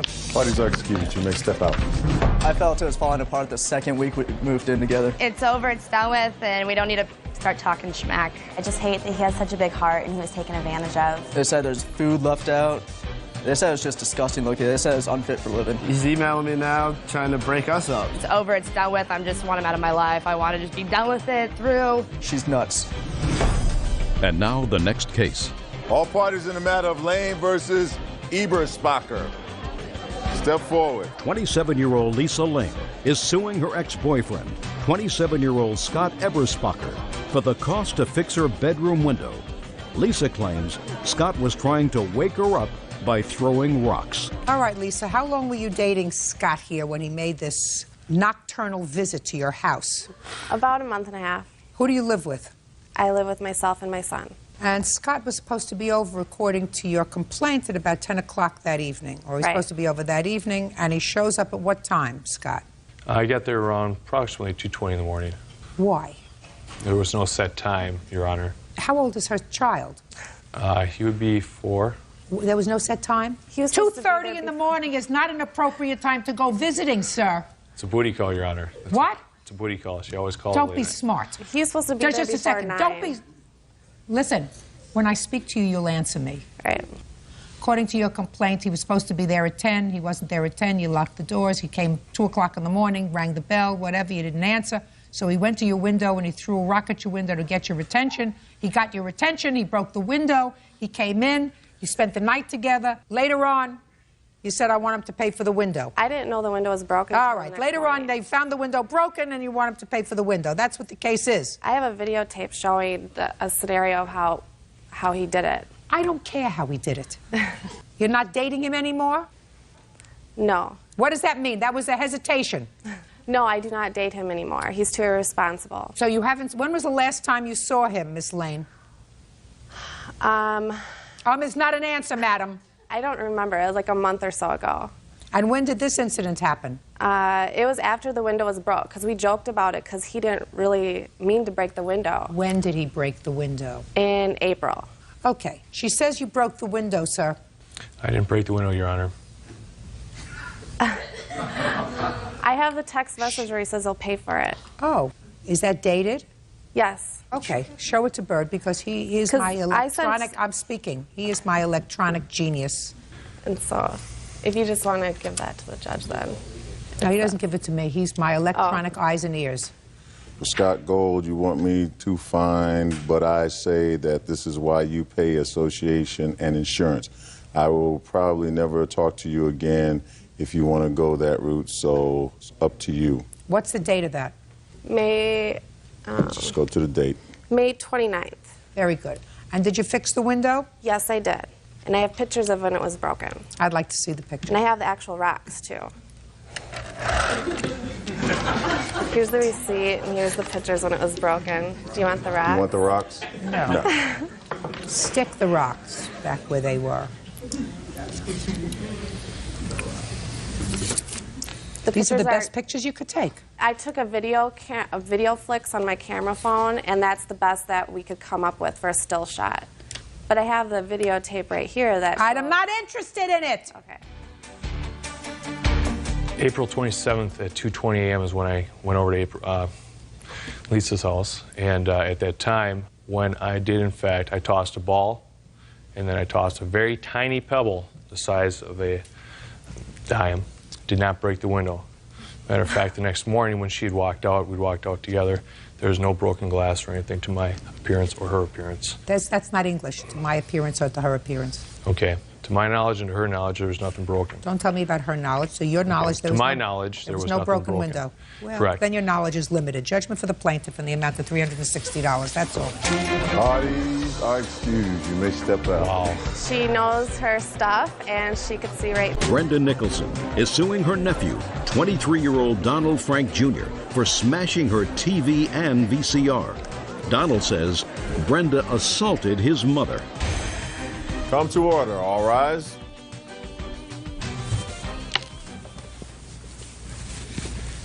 Guys, case number 125 on the calendar in the matter of Nicholson versus Frank. Parties have been sworn in, Judge. You may be seated. Folks, have a seat. Ms. Nicholson, this young man is your nephew, and it is your claim that during some sort of a family dispute, your nephew purposely broke your television, which was a combination television VCR. And Mr. Frank says that it did break during the course of this altercation, an altercation that was started by you involving his mother when you made a scene in the house. It was an unfortunate accident, but it was brought about because of your behavior. When did this incident take place, Miss Nicholson? Approximately December 13th, 2004. I gather from your complaint that you had been temporarily staying with your sister? Yes, I have been staying with my sister. Why? Basically, I did not want to live by myself when my youngest son graduated from high school. So your sister took you in? Yes. That was very nice of her. Mm-hmm. So what happened on December 13th? I came home from Savon's. I had took the bus to Savon, took a taxi home. When I came home on the taxi, I had one key to one of the locks on the door, but there were two locks on the door, and someone's always locking one of the locks. So the one key I had was no good. So I had to knock on the door and let somebody. You got ahead of yourself. You took a taxi home, but you had no money. I took a taxi home, but I didn't have enough money to pay the taxi. So if you took a taxi home, you didn't have enough money. You didn't have money. Yeah, so Why I didn't needed you to get in the house. Why didn't you take the bus home? It was getting late, and I was doing homework. And so I didn't want to take the bus. I had got orange juice and cranberry juice and notebook paper. I needed notebook paper because I had ran out of notebook paper doing my homework. I go to DeVry University. So I was getting a taxi because I have a bad back and I didn't want to be carrying all this stuff. It's a long walk from the bus stop to her house. So I got a taxi, didn't have enough change. I need to go in the house, go in my little locked cabinet. How much money did you need? About $3. So? So when you have a taxi waiting, you know, they can call the police if they think you're not coming back. So it was taking so long at the door, I start ringing the doorbell and saying, hey, it's me, Brenda, at the door. Come open the door. I got a taxi waiting. Well, they didn't want to come to the door for some reason, so I started banging on the door. Open the door. I got a taxi waiting. You know, they took their time coming to the door. So when my sister did come to the door, she stood there like, so? And I said, Deborah, it's me. Open the door. I got a taxi waiting. And then she said, so? And then she finally opened the door, and I said, gee, you know, it's a lot of trouble when you have a taxi waiting. They can call the police on you. It's a serious matter. And, you know, I just want to get some money to pay this taxi. That's when Donald come out the door and said, Mama, you don't have to take that off of her. And I'm going like, what does he got to do with it? But I had to unlock my cabinet to get my money out of it. And so when I went outside and paid the taxi real quick, and he said, thank you, no problem, and came back in, I said, Donald, it ain't none of your business what I got to do with your mother when I'm talking to her about something I got to do. And he goes, Mama, you don't have to take that. You should sock her. And that's when all this stuff got started. So she got all up in my face with, I don't know what she was saying, but here come her boyfriend talking about, yeah, you should kick her.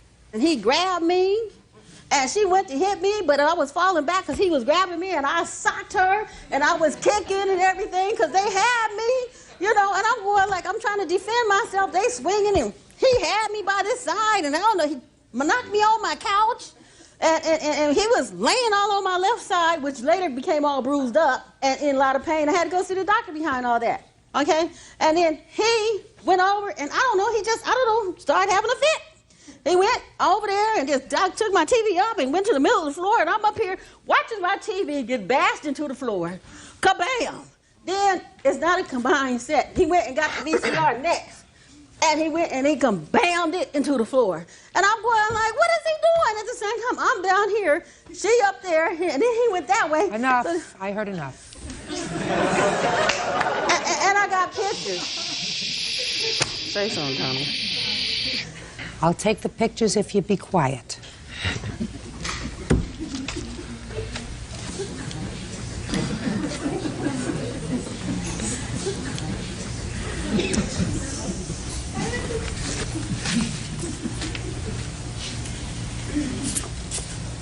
So can I tell you something else? No. Donald, do you like your aunt, or did you like her before December 13th? Yes, I love my aunt. So tell me what happened on December 13th. She came home, she beating on the door, loud like she the police. Then she got mad because she didn't have enough money. That's her fault. What did she say? I don't really know what she said. Remember what time it was? It was like 11 o'clock. I had to be in the, I had to go to work in the mornings. But his music was loud? I didn't. Listen to me. See how quiet he was when you were telling me what happened? Yes. That's how quiet I want you to be now. Okay. And then my mother opened the door. She started hollering and fussing at her. She ran out the door. She came back and kept on fussing. And then they just started getting in each other's face, arguing, and then she started throwing blows. I was trying to break up the fight, and she was still trying to kick her. And I was holding her, and I hit the TV because she kicked her, and she bumped into me, and I went like that, and it just fell. And that's how it went. Anything else break other than her TV and VCR? The VCR is not even hers. Whose is it? That's my cousin's. You mean she didn't bring it when she moved into the house? No. My Is that cousin right? brought that there. That's true. So it's just the TV? Yes. But the VCR did get broken? No. She says it got broken. It would be helpful for you if the VCR also got broken. I don't really know what happened to the VCR. Well, she says the VCR got broken, accidentally. Yeah, accidentally, yes. Judge Judy continues in a moment. Let's say $200 that you could buy a new 19-inch color television set for. Yes, at that time. No, today. Oh, today it costs much less. And later today. So you acknowledge, sir, that this one was bogus. That's what you saying. I didn't say that. Yes, you did. I said that's what you guys hey, said. Bronx, That's what you guys said. I Brooklyn, didn't say listen that. to me very carefully, sir. Uncross your hands. Real cases, real people. Judge Judy. Brenda Nicholson says her nephew, Donald Frank Jr., smashed her TV in a fit of rage. Donald says Brenda had just assaulted his mom. When did your aunt move out of the house? Like a week after. Put your hand down. She stayed in the house for another week? Yes. Was everybody talking? Because she had to build up some money before she could get her own place. Was everybody talking after that? Did everybody calm down? Yeah, we started talking, but still. When for the first time did she want money for the television? 2 months after, because she be needing money, and she just trying to use that to get money out of me. Or what did you tell her? I told her that I will get her another TV. Did you do that? No, because I had got laid off. Here we go. Put your hand down. The finger down and the hand. So you did say, Auntie, I'll get you another TV. Yeah, because I thought it was my fault because I bumped the TV. Good. Well, then you promised to get her another TV, Mr. Frank. You have a bill for the TV? Not for one that you went and bought, madam. I didn't go buy one. I'm renting a TV. And that's not how it went. I don't care how it went. He says that you won. Now he admits that he told you he would buy you a new TV. At first he said in his answer that he didn't tell you he was going to buy you a new TV, that it was an accident. Oh, Sony Trinitron. You want a Sony Trinitron. This was, when did you buy this? In the year either 1999 or 2000. Well, I mean, it looks as if it's at least 6 years old. This is a brand new 24-inch digital television set. Oh, no, it wasn't digital. No, the one that you want. Huh? No, I asked him to replace me a TV because I didn't have one. How many inches is this television set? I think 20 inches. Between 20 and 20. 19. Bert, how big is this TV? It's not even bigger than mine. Mine is a 19 inch. It's about a 19 inch. 19 It's a inch. 19 to 20. And a 19-inch. Bert. And it's a color, right? Yes. What brand is it? Sony. This one, not the one that you want, madam. This one. No, it's not the one I want. The TV I had, well, let me say, I don't remember what brand it is. Do you remember what brand it was? Anybody? It might have been an RCA. Sanyo. Sanyo? It wasn't no Sanyo. No, it was RCA. not a Sanyo. RCA or a It might Sanyo? have been an RCA or It's a Sony. RCA. Okay, RCA. Give me a price, Bert. $150. Yeah, probably. Let's say, be generous. At that time. $200. Be At that generous. time when I bought it. $200. Yes. Okay, that you could buy a new 19-inch color television set for. Yes, at that time. No, Tax. today. Oh, today it costs much less. Can I tell you about the VCR? I don't want to hear about the VCR. It was given to me, though. I don't want to hear about the VCR. Judgment for the plaintiff in the amount of $150. Is that what you said? Yeah, Okay, she could get a nice 19-inch color television set for that? she can get next. Well, the fact that you're renting from Rent-A-Center, a big, Geschichte. That's the is only not- kind they had. That's the only kind they had. Well, I think you should give it back to them and go buy I yourself want one to for give it back, $150. and I did tell Donald to help me with Thank you payments very or much. give me a TV Goodbye. right away. He's going to do it for you right now. Parties are $150. Thank you excused. very can step out. Thank you very much. Every night she come home whining and complaining and cussing at us, putting us down. And she got degrees and all this, and we don't. I go to school, so I want everybody to go to school. Loud talking and screaming at people and stuff. I don't try to put anybody down. I have a loud voice, natural. She was wrestling around like we on Jerry Springer or something. I'm Steve trying to break up the fight. Oh, it's gonna be bright. Now I can help them again and put all this behind us. And now the next case. All parties in the matter of Lindstrom versus Awad. Step forward, please. Aspatia Lindstrom is suing 27-year-old Khalid Awad for selling her a bogus Ms. Pac-Man machine. Khalid says she got what she paid for. Miss Lindstrom, it is your claim that the defendant sold you something that he misrepresented on eBay. Yes, ma'am. You want your money back. Yes, ma'am. Mr. Awad says that he made no representations with regard to this product. You saw it, you had the opportunity to purchase it or not, you bought it as is, and he bears no responsibility. That's your defense. Is that Exactly. right, sir? Yep. Huh? Exactly, yeah. What do you do for a living? I own a pizza shop. You run it, you own it. Own it. Where? Bronx, New York. But you're also an entrepreneur, is that right? Yeah, With you can say regard that. to other businesses. Of course. Trying to make money. Now, you purchased this game. Yes, ma'am. Do you have the advertisement? Yes, I do. I'd like to see it. Or whatever they put on eBay. What is it that they call? Listing auction. Listing. Okay. I have to get the lingo down, Pat, even though I don't work the machine.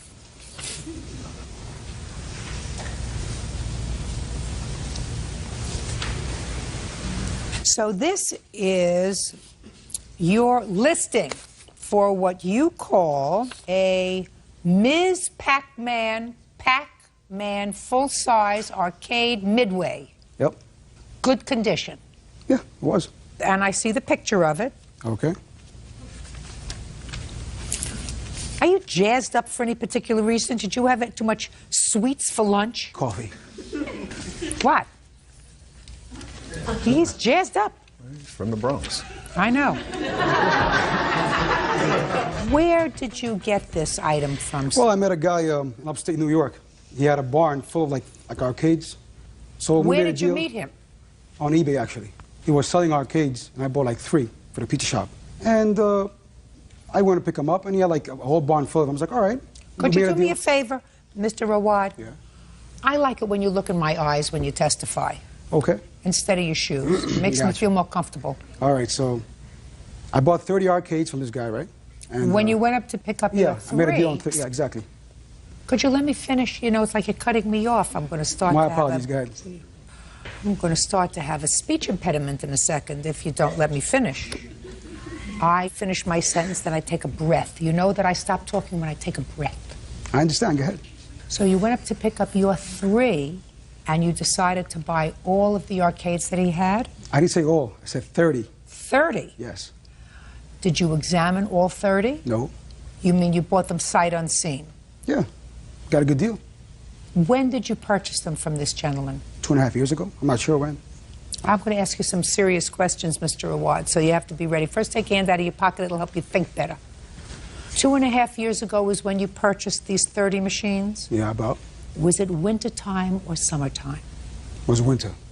And you drove up to? What was the town again? I forgot what she was.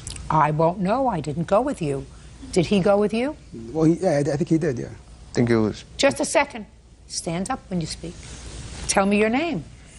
Hello, Awad. I think it was Peekskill. Peekskill, not Peekskill. Good. Peekskill is good. You're his brother? Cousin. Cousin. You have the same problem with your hand.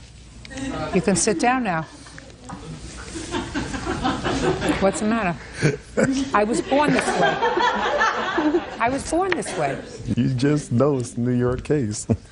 So you went up to Peekskill about 2.5 years ago, and you bought these 30 arcade games, sight unseen. Exactly. And how much did you pay for the 30 machines? About $800. And you paid him in cash? Of course. And what was his name? Jesse something. Jesse? Yeah. From Peekskill? Yeah. Why is that funny? No, it's not funny. I'm funny. Now, where did you store these 30 machines, Mr. Awad? I had a second floor, so I just put them up there. And how many have you sold over the last 2.5 years? About all 30. When you sold Miss Lindstrom hers, was that in the beginning of the sale of the 30 or towards the end? The fifth to the last, about fifth. Do you have any left? No. So after you sold hers, you sold 4 more? Yep. You sure about that? I would say about, 4 more, yeah. Could it have been 3 more? I'm not sure exactly. I mean, I wasn't keeping count, just selling them all, that's it. What did your machine look like when it arrived? Well, I have the pictures of what it looked like. It was in shrink wrap, like saran wrap. And this was at the top of that cupboard where the marquee is supposed to be. Oh, you mean where he's got a light so you can't see that it's cardboard? Yes, exactly. Got it. And so this is what makes it... Just a second, I have to show this to Bertie. He's interested. See? Oh. Uh-huh. Slippery, isn't he? Pretty smart. Who did you buy this for? My husband. It was a wedding present for him. Had you been shopping around for one of these arcade things? Yes, How ma'am. much do they usually cost?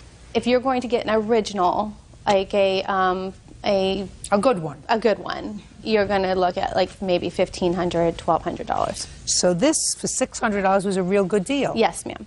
And do you know why it was a real good deal? Because according to Mr. Awad, he had 30 of them. By the time he sold you yours, he had already sold 25 bogus ones. Mm-hmm. Right? No. Sure.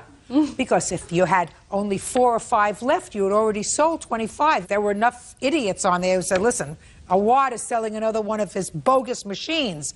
Let's, we're going to not pass over this. Okay, 1 maybe. So did I know it was bogus? Ooh, good. Actually, now we're talking, Mr. Awad. Now we're talking, so that you acknowledge, uncross your hands. So you acknowledge, sir, that this one was bogus. That's what you said. That's what so you just say. said I to didn't me, say that. Yes, you did. I said that's what you guys Hey, said. Bronx, That's what you guys said. I Brooklyn, didn't say listen that. to me very carefully, sir. You just said to me, so just 1 was bogus. That's what you said. No, you said it. No, you said say it first. I'm just repeating what you said. All right, good. You want your money back? Yes, ma'am. This is a real smart guy. Judgment for the plaintiff in the amount of $605. That's all. Step out. Parties are excused. You may step out. When it arrived, it was all in saran wrap. Daniel Holcomb is suing his ex-girlfriend, 23-year-old Allison Walters, for money loaned and for money he claims she stole. Yes, case number 232 on the calendar in the matter of Holcomb versus Walters. Parties have been sworn in. You may be seated. Mr. Holcomb, you and Miss Waters dated for a period of time, and it is your claim that you made a loan to her when she was in some financial distress with her rent. Yes. And then subsequently, she took some money out of your wallet. Yes. Without your permission. The total of that is $800. Ms. Walters says that you were always generous, that there was never any... Stop tapping. There was never any intention to create a loan situation with regard to this rent money, and that you told her ultimately that she could have the $300 that she took out of your wallet. When were you and the defendant seeing each other, sir? I would say late in the year, last year. I didn't meet you till January. January? Okay. Yes. So about that time. Around January of 2005? Mm-hmm. And how long were you dating? A few months, maybe till March or April. It was only till March. And that's incorrect because of the loan. When did you make this $500 loan? On April 1st. Tell me about the conversation that you had. I was at work, and she called me saying that her rent's due. Her check hasn't come from her boyfriend. From her boyfriend? Not her boyfriend, but she has like a... Baby's father. Her baby's father, yeah. You get child support from your child's father? Yes. For the child? Yes. How old is that child? 21 months. Did you call him on April 1st indicating to him that you were short on rent money? Yes, I did. And he had always given me money. Okay. You called him and said what? That I needed help paying my rent and if I could borrow some money or if he could lend me money because he had always given me money before. And what did he say to you? He said, of course. And he wrote out a check? Actually, he gave me cash. How much cash did he give you? $500. And I paid my rent. Good. So why don't you pay him back? Because then later on he told me that I didn't have to pay him back. And I thought because he would always give me money and because how I met him was he placed an ad, who wants $300 to go for a date because he couldn't get a date, I thought that maybe I didn't need to pay him back. Miss Walters. Yes. You just said to me that you called him up and said, could I borrow $500 from you? Yes. And he said yes. Yes, and then I couldn't pay him back when he wanted me to pay him back. And Just a sec. Okay. Why couldn't you pay him back? Well, I offered to pay him back, and he told me I didn't have to. So when did you offer to pay him back? Probably in May. What did he say when you offered him the money? He told me I didn't have to pay him back. Tell me where you were. At my house. What time of the day or evening? It must have been the middle of the day because he was at work. So you called him on the phone? I think I emailed him. Well, try to think. I emailed him because that's how I communicated with him mostly. I told him that I was short on rent and that I should... No. I'm talking about when you were going to pay him back. You said you had the money. Oh, I told him that I had the money, that I finally got in the check and that I could pay him back. So you emailed him again? Yes. Let's see. And what did he say when you emailed him at work and said, I now have the $500? He told me okay, and then he never came to get it, and I was like, when are you going to come get it? And we weren't talking really at this point anymore. And then eventually I was like, okay, and he never paid it back. I mean, I never paid it back. Did you think this was going to be easy, this double talk? No.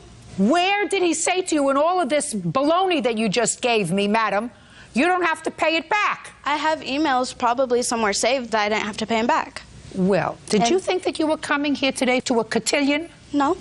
If you have emails from him that you say you have saved, saying that you don't have to pay him back, where were you saving them? What were you saving them for? You were going to line a hope chest with them? No. This is where you're supposed to bring them, Miss Walters. I don't have an actual computer. I use my phone. It has a computer in it. So I couldn't print them out or anything like that. Does the father of your child visit with him? Yes. What does he do? He's a catering manager. Well, maybe between the two of you, the child has a chance. Oh, thank you. All right, so she owes you $500 for rent, Mr. Holcomb. Yes. Now let's get to the other $300. Could you tell me how that came about? Well, what do you do for a living, by the way? Oh, I'm a computer programmer. What did you have to talk to her about? In general? In anything. Did you talk about anything? Yeah. Okay. We had a relationship. He cheated on his wife for 3 months. That's what he did. That's a possibility, Miss Walters. I just wanted to know if he had a conversation with you about anything. Yeah. All right. Let me hear the $300, Mr. Holcomb. Okay, so after the rent situation, I wanted to get back the money. So I stayed friends with her, hoping to get the money back. And I told her, it's for the allowance for our household. And she understood that, and she was going to give it back to me. But I had to, walk around with kid gloves, you know what I'm saying? Because otherwise she would be, temperamental and say... Temperamental. Well, she would just kind of give me that impression. Get to the $300, sir. Okay, so we went to Black Angus, and we had dinner that night, and we had a few drinks. We went to my car. I put my wallet in the crevice right below the stereo, and then I started my car, and then she grabbed her wallet. And I grabbed it too, because her personality, right? So we're tugging, and she's pretty strong. I mean, she grabbed that wallet, pulled it to her, away from me, and she looked aside and she saw $500. Well, she threw the wallet back at me, stuffed the $500 down her shirt, and I said, "You better give that back to me." I was arguing with her, and she was being teasing and laughing and stuff. And she also had a few drinks, so she was kind of out of it in a sense. And I was like, "Come on, that's my money." I gave her reasons, family, all that. What family, Mr. Holcomb? My family. Your wife and children? How many children do you have, sir? 4. Were you living at home at the time? Yes. Are you living at home now? Right now, I'm not at home, no. Where are you living now? Here in Burbank. Alone? No, actually with my father. That's what he told me in the first. When did you leave home? Well, we bought a house in Montana, and we just settled in at the end of this month, last month, and I've been here for about 2 weeks now, and my wife and family are in Montana. And they intend to stay there? Mm-hmm. And you intend to stay here? I'm not sure yet. If your wife is smart, she'll stay in Montana. Yeah. Judge Judy continues in a moment. Do you think Mr. Holcomb's wife would want him to sue you on a television program viewed by 10 million people? Probably. She doesn't seem that bright. She doesn't seem that bright? No.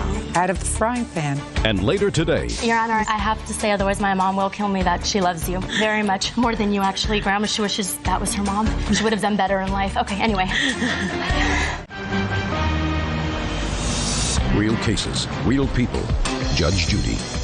Daniel Holcomb says ex-girlfriend Allison Walters owes for a loan and for money he claims she stole. Allison says she was Daniel's mistress for 3 months. All right. So she gave you back $200 of the $500 that she stuffed in her blouse? Yeah, it was a big argument, and she finally threw money at me. When you drove her home that night, where did you go? Down to her studio apartment in Van Nuys. Did you sleep over? No. No. Have you been back to her apartment since? Yes. When? We still were hanging out. What does that mean, you're still hanging out? We were still friends. After I found out he was married and everything that was a lie, I still wanted to be his friend because he wasn't allowed to have any friends. So, and he got along with my kid, and he was really nice. He helped me out, and when I needed help, he bought me a refrigerator, he bought me a camera, he bought me a bunch of stuff, he helped me with bills. He's probably given me, I don't know, $3,000 in total, but he's suing me for this $800. Why do you think that is? Because his wife found out. So? So she got mad. So he's suing me for what she found out about. Miss Walters, do you think that Mr. Holcomb's wife would want him to sue you on a television program that is viewed by 10 million people in order to get back a fraction of the amount of money that he's given you over the course of the few months that you dated? I've only talked to her on the phone once, but the way he talks about her, probably.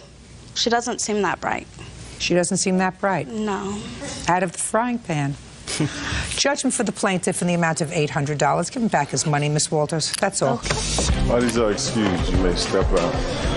Oh, he wasn't married. He only had 2 kids. He was lying every other day. She didn't know I was married way beforehand. I'm not going to be with somebody who's married. Enough was enough. Don't listen to guys off the internet. Be smart, I guess. And now the next case. All parties in the matter of Fallick versus Watson. Step forward, please. Bernice Fallick is suing her granddaughter's ex-boyfriend, 25-year-old Marvin Watson, for unpaid loans and collect calls from jail. This is your granddaughter? Yes, it is. Your first name is? Nicole. Who do you live with, Nicole? I live on my own right now, Your Honor. Where were you living when you were involved with Mr. Watson? I was living at my grandmother's house, Your Honor. How old are you? I'm 24 years old, Your Honor. What do you do for a living, Nicole? I'm a hostess. Hostess where?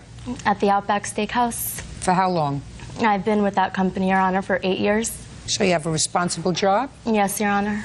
You have any children? No, Your Honor. Perfect. So you have no children, you have a responsible job. Yes, Your Honor. Ever had any trouble with drugs, alcohol? No, Your Honor, I have not. So far, is all that correct, Miss Fowler? Absolutely, yes, Your Honor. She only had 1 lapse. Yes, Your Honor. Yes, Your Honor. Yes. Your Honor, yes. I have to say, otherwise my mom will kill me, that she loves you. Now we can go on. Thank you. Very much. More than you, actually. Grandma, she wishes that was her mom. She would have done better in life. Okay, anyway. All right, Miss Fallick. Yes. This is what your lawsuit is about. Mr. Watson somehow wangled his way into your granddaughter's heart. Yes. And then he went off to jail. Yes. For what? For violating a restraining order. What kind of restraining order? No contact. No contact with who? With my daughter's mom. And she got a restraining order because you were abusive? No. Because you were stalking her? No. Well, how did she get a restraining order? She didn't want me to see my daughter. How many times did you violate the restraining order? Just once. How badly did you violate it? I went to the daycare and picked up my daughter. So you had an order that said you weren't allowed to go near the child unsupervised as well? Until I appeared in court, yes. And you didn't like somebody telling you what to do? Yes. Got it. I'm just trying to develop the personality here. Now, Mr. Watson, was that the first time you were ever incarcerated? What word didn't you understand, Mr. Watson? Was that the first time you were ever incarcerated? No, it's not. What were you incarcerated for previously, sir? For assault. Assaulting who? Someone I don't know. A stranger? Yep. Where did you assault this stranger? At a bar. All right. Now, did the mother of your child allege, I didn't say you did it, but did the mother of your child allege that you also assaulted her? No. That you threatened her? No. She just said, I want a restraining order, and didn't allege anything. Yes. No. Well, we sort of, you know, in the family court where I used to work, we used to give out those restraining orders where there was no proof, nobody asked for anything. We'd have every other Monday. We just said, anybody wants a restraining order, you come on in, you don't have to say anything. We just give them out. Now, how long were you incarcerated for, sir? For 2 years.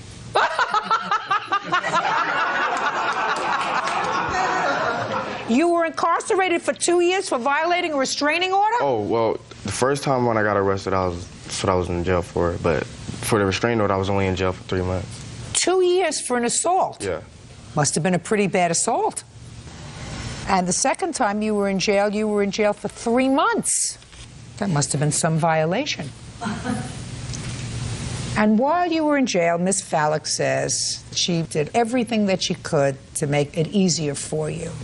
You called her house 2-3 times a day, collect. And how much was your phone bill? A total of $563. Is that for the 3 months? It was 3.5 months. 3.5 months. And then she gave her granddaughter money so that she could put the money in your bank account because you didn't like the prison food. Yes. Tell me what he said to you. His exact words were, I'm losing weight. I cannot eat the prison food. I need to buy food in the wherever. I don't know anything about prison. Commissary. And also, he said he needed toiletries, and he played on my sympathies. I really felt sorry for him. And he asked for $20 a week, which I gave him all the time he was in jail. And he said to me, I have $4,000 in the bank. When I come out, I will pay you. And I hear his words in my ears, I will pay you back. Also, one other thing I did. The night he was arrested, he called my house. He asked if we could please pick up his keys at the jail and bring his car, because he was afraid it would be vandalized, and bring his car to my development and put it in my parking spot, which I did until he came out. How much did that cost you each month? I broke it down. It was $45 a month, but December, he came out around December 18th. I just did half, and that came out to $157.50. And the $20 a week, how much was that, Miss Fallick? $260. You used to go to visit him? Yes, Your Honor. I went a few times to visit him. That's when I would go to leave the money on the books, Your Honor. I would do that all on the same day, Your Honor. Well, what happened when he got out of jail? He got out of jail, Your Honor, and he did make an attempt. He paid my grandma $31. He said that was his tips that he made for moving, Your Honor. And then after that, Your Honor, he said that we're not getting the rest of our money and to take him to court. Why is that, Mr. Watson? I never agreed to paying Miss Fallick back or Nicole back any money. I never asked any of them for the money that they was giving me. Nicole offered to help me out. Nicole said that don't worry about any of the costs, it's inexpensive. I don't owe them anything. She was being nice out of the kindness of her heart. I never asked them for anything. Who's kind hearts? Out of hers and her grandma's, I guess. I never asked them for anything, not one dime. Did you have to, sir, give permission to have the jail authorities turn over your car keys to Nicole and or her grandmother? Or do you think that the jail turned over your car keys to anybody who said, I came for his car keys? Do you know what I'm talking to you about? Do you know what I'm saying to you? You will not think faster than I, Mr. Watson. You are not that smart. When you were incarcerated, they came and picked up your car keys. Now, do you think that the prison authorities just turn over your car keys to anybody who walks in and says, I want Watson's car keys? No. So you had to have given permission for one or both of them to come and get your car keys. Is that right? I didn't just turn over my car keys. Just a second. Just to answer my question. Yes. Now, what were they supposed to do with your car? Nicole was, my mother was picking up my car. They would not have turned over your car keys to these two ladies if your mother was supposed to come and pick up your car, because I got news for you. I don't think your mother looks like them. Okay. You get me? I get you. I don't like liars, Mr. Watson. I don't like criminals, I don't like liars, and when there's a combination, it's deadly. Miss Fallock is not telling me any sort of a lie when she said that she spoke to you and you said you don't like the prison food, you're losing weight. Now, she may have been operating out of the goodness of her heart. I think she was. So why would I think she was. For toilet paper, they give you toilet paper in there. She just said that I said I didn't have any toilet paper. They no, not toilet paper. Not toilet What did she say when she said it? I'm going to tell you what she said, sir. Okay. No, you got to go to a little advanced education. There's a difference between toilet paper and toiletries. Okay. Mr. Smarty Pants. Okay. You know the difference? I know now. You just told me. Well, what are toiletries? Did you make an error in judgment, Nicole? Yes, Your Honor. Don't repeat it. Judgment for the plaintiff in the amount of $980. That's all. Thank you. Thank you. Her decision was right, and it was just. I don't even want to comment. He did ask us to. Elizabeth Sperry is suing her ex-husband's girlfriend, Wendy Shively, for having her falsely arrested for stalking. Wendy says she was concerned for her safety. Order. All rise. Yeah, this is case number 234 on the calendar in the matter of Sperry versus Shively. Parties have been sworn in. You may be seated. Sir, have a seat. Miss Sperry, the defendant is your former husband's current girlfriend. That's correct. This is the former husband. That's also correct. How long were you married? 10 years. You have 3 children. Correct. And am I correct that your husband has primary physical custody of the children? That is correct. As of when? Actually, from the time we separated, because of the fact I left the marriage. 4 years. And you see the children how often? Every Monday and Tuesday after school, every other weekend. How far do you live from your former husband? 54 miles. And who do you live with? I live with my husband. And you've been married for how long? 9 months now. Your claim is that Miss Shively had you falsely arrested for stalking. That is correct, yes. And you want to be compensated. And Miss Shively says that she feared for her safety because of your behavior, and she had every right to have you arrested. So I'm coming to you, Miss Shively. Tell me what caused you to file the complaint, and I would like to read the complaint and see the police report that was generated by you. There's some other documents.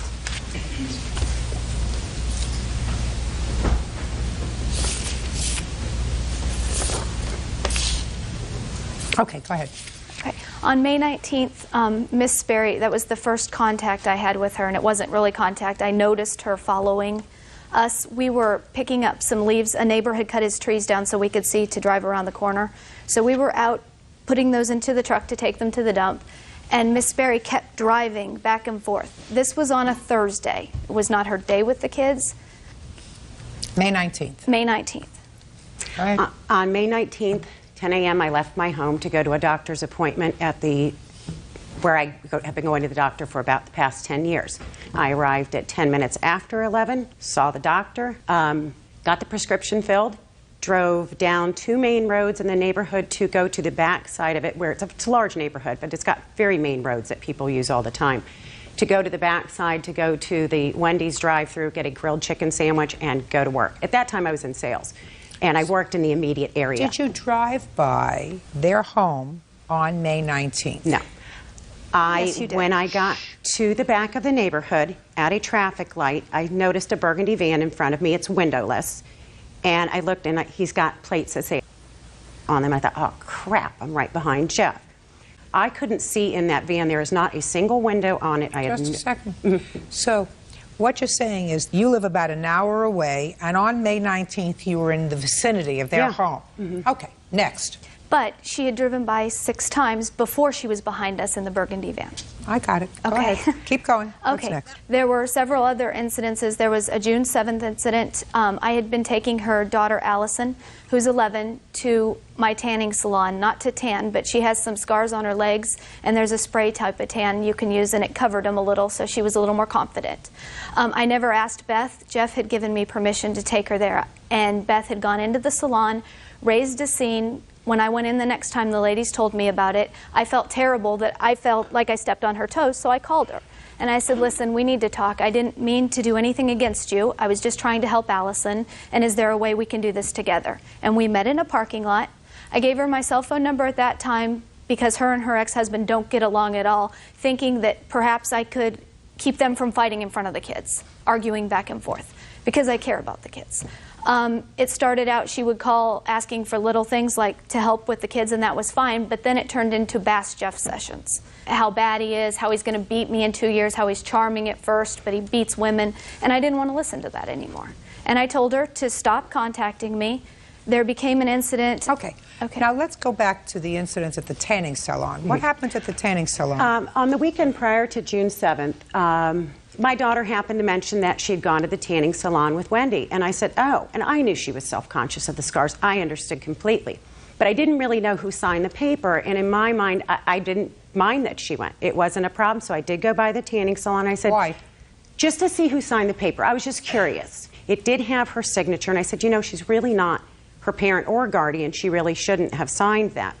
So I signed one. I filled out consent forms for both of my daughters. I didn't object. I thought it was very nice that their father had met somebody finally after 3.5 years, and the girls spoke very nicely about Ms. Shiley. I was thrilled that, you know, they had somebody to enjoy their time with as well. Well, that's very nice, but then I don't understand why you were curious to see who had signed the consent form. Because...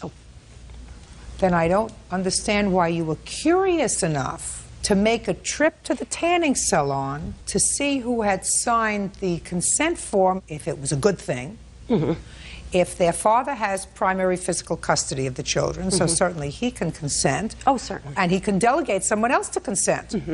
So I don't see, despite the fact that what you're saying now is all peaches and cream and all light and fluff, why you would go to the tanning salon and say, no, I'm going to sign a consent form. I just, as a parent, just offered it because, again, I didn't want it to come back. But at the same time, I did. It was stupid. Yeah, it was. And again, I was only, you know, I was on my way to pick up my children. You were tweaked. You were tweaked and peaked. Judge Judy continues in a moment. She's had the same boyfriend even while she was still living in my house. That's kind of what happened here. You know, basically, Wendy is the best thing that ever happened to me and my daughters, and I just think she's jealous. Real cases, real people. Judge Judy. Elizabeth Sperry says her ex-husband's girlfriend, Wendy Shiley, had her falsely arrested for stalking. Wendy says she had no other choice. Did your husband receive custody of these children with your consent, or was it a court order? No, it was with consent because he is the only one who lived in the school district. I lived 3 miles away, and we did not want them to be moved. So no, back in May of '03, we consented that he would have primary physical for school enrollment purposes. So when you moved an hour away, you made no request to have the children move with you? No, I have not. Not at this point. I have... Stand up a second. I have a couple of questions. Okay. Mr. Corey, am I correct that there has been no request by your former wife to change the custody arrangement? She's tried in a roundabout way of doing it. How? Before Father's Day this year, that's one of the things that Wendy had a problem with her. She basically filled out some... Okay, then let Wendy tell me. Why don't you sit down? What happened on Father's Day? She showed up prior to Father's Day at my apartment. She called me and told me she had just dropped off her kids. I never gave her my address, mind you. She had just dropped off her kids. How did you get her address? I did not have her address. I just knew that she lived in an apartment complex on the back side of the neighborhood. How did you know that? My children talked to me. And the only thing is they said, Wendy lives where Dad used to live. And I said, where? And they said the apartments. And I said, oh, he had moved out to the apartment complex 4 years prior. And that's all I knew. When she called and said she was coming over to bring something, I said, okay, I'll meet you. I didn't want her in my apartment because I was there by myself. So I asked her to meet me in front of the leasing office, well-lit public place. She supposedly had some document that changed the whole custody agreement between the two of them to a 50-50 arrangement. But she didn't give me that document. That's what she was bringing for me to take to Jeff to try to convince him to sign. Do you have a copy of that document? She does. I have it here. Can This is the actual printed copy. And I wasn't trying to change anything. The only thing I was interested in doing was starting the weekend of Father's Day, which happened to fall on my weekend. He could actually have the children that weekend, and we would alternate from there. What's the support order in this case? A child support order from May 2003. That's never been. In what amount? $473 a month. Are you paying that? It's not for me to pay, it's for him to pay me. Back when we separated, when we had 50-50, he made 3 times the money I made. So for a year and a half, when we had... Just a second, I'm talking about right now. Right now, there is no order in place for me to pay him. Since I have the children half of the week, and then on the weekends... You don't have the children half the week. You don't have the children half the week. I carry their health insurance, and again, he makes 3 times the money I make. So I don't care. There has not been a change with regard to that. Well, there should be, sir. I know there should. Okay. Well, what is the September 2000, October 2004 order with regard to visitation? I have those. Well, I want to see it because that's what the court's affirming. Yeah, we basically went to court 5 times. I want to see the last order. Do you have it, sir? No, I don't, but I think I could shed some light on this for you. Please, stand up, because that's what I want to see. This last order here merely says that the order of October 22nd is modified to provide for overnight visitation, alternate weekends, Friday to Sunday. What you gave to her contains 7 things, including holidays, major parts of the summer, etc. Now, you want to shed light? I'm more than happy to hear you. This is what happened. We basically had 50-50 custody with our kids. In our original paperwork, I put that if she moved more than 30 miles away from where we both lived, which I knew she was going to be moving out to the Fredericksburg, Culpeper area.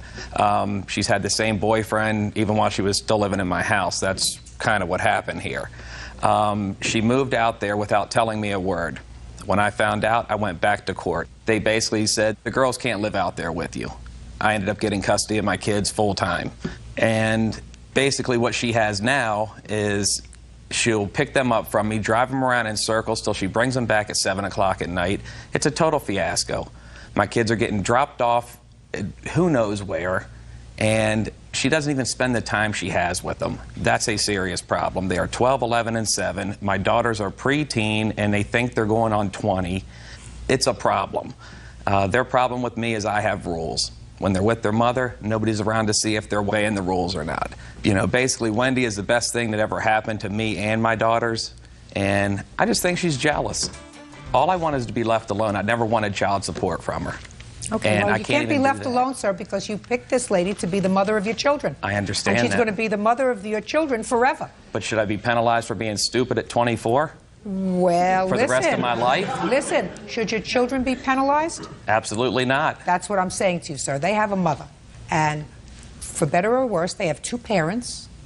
It's not a good thing for them not to feel loved and supported by both parents.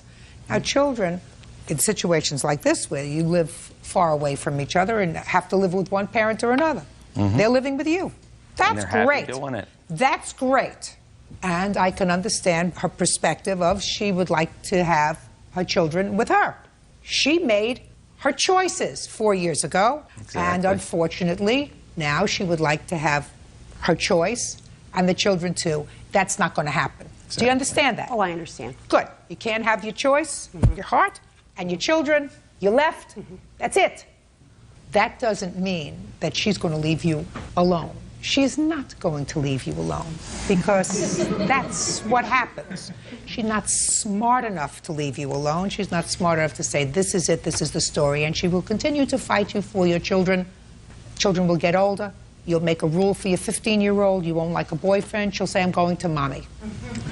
Get over it. It's going to happen. That's what happens when people get divorced. Now you can sit down. Now, tell me the rest of the stalking, madam, so that I can make a judgment with regard to this case. Okay. And move on. The following at the tanning salon, the following me in the car, there were, all the instances are listed there. I don't remember them all now. Factored in with, I was afraid all the time because she didn't represent herself as a stable, sane person to me. And I don't mean to be mean, but that's what it was. So Give I was me an afraid. example. Trying to sneak over that custody agreement, she showed up with the custody agreement and then wouldn't even give it to me. She asked for my email, saying it wasn't dark enough for me to read. Could she email it? She was trying to gather more information. I handed her over my email address, though, thinking, great, it'll stop the phone calls, and she won't be bashing her husband. She'll be sending me email. But I'm afraid of her. The final straw was Father's Day when I picked her children up Father's Day evening at McDonald's. Was afraid they would get into it because it was a bad day for everybody. Picked him up. She came storming over to my car, yelling, "Give me Taylor's cell phone." His daughter had a cell phone, which her father took away because she was using it to deceive and lie to him. He gave Beth plenty of warning that he would take it away if he ever saw it again. She told her to sneak it in the house in her backpack and keep it on vibrate so her dad didn't know. So she was storming over at me, got right in my face. I rolled up my window and drove away, but I was very afraid of her at that time, and that's what precipitated the police report. Anything else you want to tell me? I would like to tell my side of the story because this is just totally made up. I did meet Ms. Shively for the first time on June 7th. She did call, asked if we could talk, indicated she didn't want to have any problems. I agreed. Talked for about 20 minutes, offered me her cell phone number. It was very nice. So I left and got the girls, and my daughter saw her at the pool standing at the fence with her son, so they walked over to say hi. I took a glass of water to want a cup, and Mr. Corey pulled up and said, "Make a new friend." I'd pass on that, and I left with my middle daughter. 5 minutes later, he called me and left me a very nasty email saying she sees right through you, that sort of scenario. Just basically saying, while I have my children with me, I'm stalking her. Your children aren't with you when you have them. On 5:30, I picked up the girls on 5:29. Tell me about the incident with the cell phone. With regard to the cell phone, I had given my daughter a cell phone back in October. I showed up to get her, and that evening I got a very nasty email from him telling me that he doesn't want me to come by anymore to get the girls to meet him at McDonald's. That's fine. At 6 p.m., I showed up at McDonald's. Ms. Shively was there to get the children. I got out of the vehicle with my daughters, walked to her car, and I said, "Did you bring the cell phone with me?" I had left a message on Friday at his house saying, "I'd like to get my cell phone back." Did this in front of 3 people. It was not nasty. She said, "No, I don't have it." And I said, "Well, can you go get it?" And she said, "No, he says he'll give it to you when you go to court." And I said, "What does assault and my cell phone have to do with each other?" She said, "I don't know, don't put me in the middle." And I said, "Fine." And I walked away, got in my car, I drove to the police station, which was a couple miles away, and I told the officer, "He's got my property.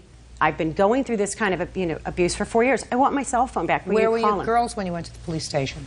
They had just left with Ms. Shively, so I went by myself. So you dropped the children off and you went to the police station? Correct, because I did want my property returned to me. He had no right to confiscate it. Just a second. You had no property. I had a Oh, dear. You gave the cell phone to your daughter. Listen to me. That's a gift. Okay. It's not your property. Okay. Okay. So let me tell you, I have to make a judgment as to whether or not your actions, just listen, whether your actions were sufficient to cause her to feel fearful enough to seek a protective order. Okay. And I'm going to refer to two objective things that you did, because I don't know, I wasn't there. I couldn't tell, based upon what either one of you tell me, whether or not you were making calls to her and saying bad things about him. I can't tell whether or not you were, in fact, driving back and forth. There's no videotape of you driving back and forth, but you did two things that suggest to me that you're more angry than you seem. I'm speaking. That you're more angry than you would seem to want to convey to me. One, for no apparent reason, you went to the tanning salon because you were curious about who signed the consent.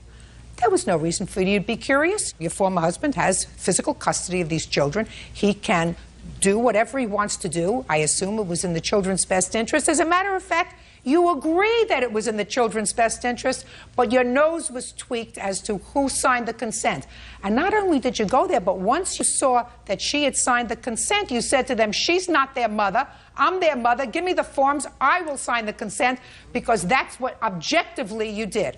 The second thing you objectively did was, after you dropped the children off in June, with regard to this cell phone, instead of just saying, listen, I'm not going to get myself exercised over this cell phone, I'm going to the police.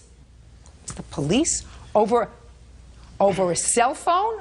And you knew why he had taken the cell phone away from her. He took the cell phone away from her because she wasn't doing the right thing. Miss Shively probably had good cause to file a complaint for চাইলে সব কিছু করতে পারে স্ক্যানলক on the bit হেই 500 টাকায় কিনি pant আর 300 টাকায় কিনি shirt প্রায় 200 টাকার জুতোটা পরে করব আমি ঠাটবাট 1000 রুপিস মে হিরো আমার সামনে তোরা বিগ জিরো আমি মধ্যবিত্ত আমার এটাই কনফিডেন্স আমার আমি খুব প্রিয় ফোনেতে সিম কার্ড জিও ছেড়ে চলে গেছো তুমিও কন্ট্যাক্ট লিস্টে 1000 প্লাস তাও বন্ধু নেই একটিও স্ট্রাগল কে বানাই বেস্ট ফ্রেন্ড মেহনত কে বানাই গার্লফ্রেন্ড আমি মধ্যবিত্ত আজ तबे एक दिन होए देखा पूरी ट्रेंड मेरा जूता नहीं जापानी फिर भी करता मैं मस्तानी सर पे सस्ता वाला टोपी लेकिन दिल मेरा हिंदुस्तानी मेरा जूता नहीं जापानी फिर भी करता मैं मस्तानी सर पे सस्ता वाला टोपी लेकिन दिल मेरा Hindustani middle class boy middle class boy middle class boy middle class middle class middle class boy middle class boy middle class boy middle class boy middle class middle class boy middle class করে ছেলে তাই বুকেতে অনেক কষ্ট জমা রেখে তাও করিনি ভাই নষ্ট it's my talent my dream ambition I know that properly well how can handle any condition it's my talent my dream ambition I know that properly well how can handle any condition কিসের এত ভাই লজ্জা হ্যাঁ কিসের এত ভাই লজ্জা যারা পিছন থেকে করে চর্চা তারা দেয় কি এত কোনো খরচা হার মানতে কখনো শিখিনি হাল ছাড়তে কখনো আমি চাইনি সিচুয়েশন যাই হোক না কেন স্বপ্নটাকে মারিনি मेरा जूता नहीं जापानी फिर भी करता मैं मस्तानी सर पे सस्ता वाला टोपी लेकिन दिल मेरा हिंदुस्तानी मेरा जूता नहीं जापानी फिर भी करता मैं मस्तानी सर पे सस्ता वाला टोपी लेकिन दिल मेरा Hindustani middle class boy middle class boy middle class boy middle class middle class middle class boy middle class boy middle class boy middle class boy middle class middle class middle class boy এই গানটা আমার সেই সমস্ত middle class ভাইদের জন্য যারা দিন রাত মেহনত করছো স্ট্রাগল করছো চালিয়ে যাও সফলতা আসবে What did you say to her? I asked her for a ride because we had all been drinking. Well, a ride to take you home is one thing. A ride to schlep you from one place to another so you continue to drink is something entirely different. Oh, well, we planned on going home. But when she got there, she started drinking with us. And we said, well, you feel like going somewhere else? She said, yeah. So we went. Keep going, Ms. Castillo. When we left that establishment, we dropped off his other friend, the one that they went in a car with, to his car, to his vehicle, and from there I went to a local gas station in that same shopping center. When I went there, I got off, left the keys in the ignition, paid gas to the pump where I was parked at. When I came out, my car was gone. I panicked. I was looking around the parking lot, looking to see where they were. I gave them time. I'm thinking maybe it's a practical joke. Maybe they're out there looking at me, freaking out. I gave them about 15, 20 minutes, and at that point, I had dialed 911 to report the car stolen. When I looked up, he was driving back in the car with his friend still in the car. I was yelling at him. He refused to get out of the driver's side and said he was going to drive himself and his friends home. Said, fine. I pumped the gas in my car, got in the passenger side, and he drove his first friend home. He drove recklessly to the point where that friend didn't even wait till the car came to a complete stop. He literally jumped out of the car before he stopped the car in motion. Okay, and he tells me that's what you get for hanging out with a 21-year-old. He yells that through the window. Sounds right to me. Yeah. He speeds off, and I'm yelling and telling him to stop, get out of the car. He doesn't get off the car.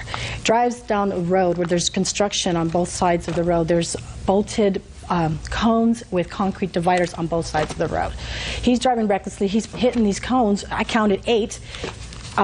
When I seen him headed towards the concrete divider, I literally had to put my hand on the steering wheel to avoid a real major crash. When I did that, he still didn't stop. He had all green lights for whatever reason.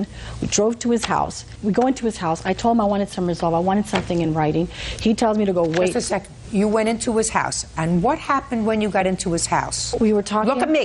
Now here, you see, I can tell when somebody is not giving me the accurate story. So don't start embellishing now what you think you want to tell me. What happened when you went into his house? We talked. I told him I wanted... What did you say to him? I told him I wanted something in writing. I asked him, how are we going to handle the situation? What situation?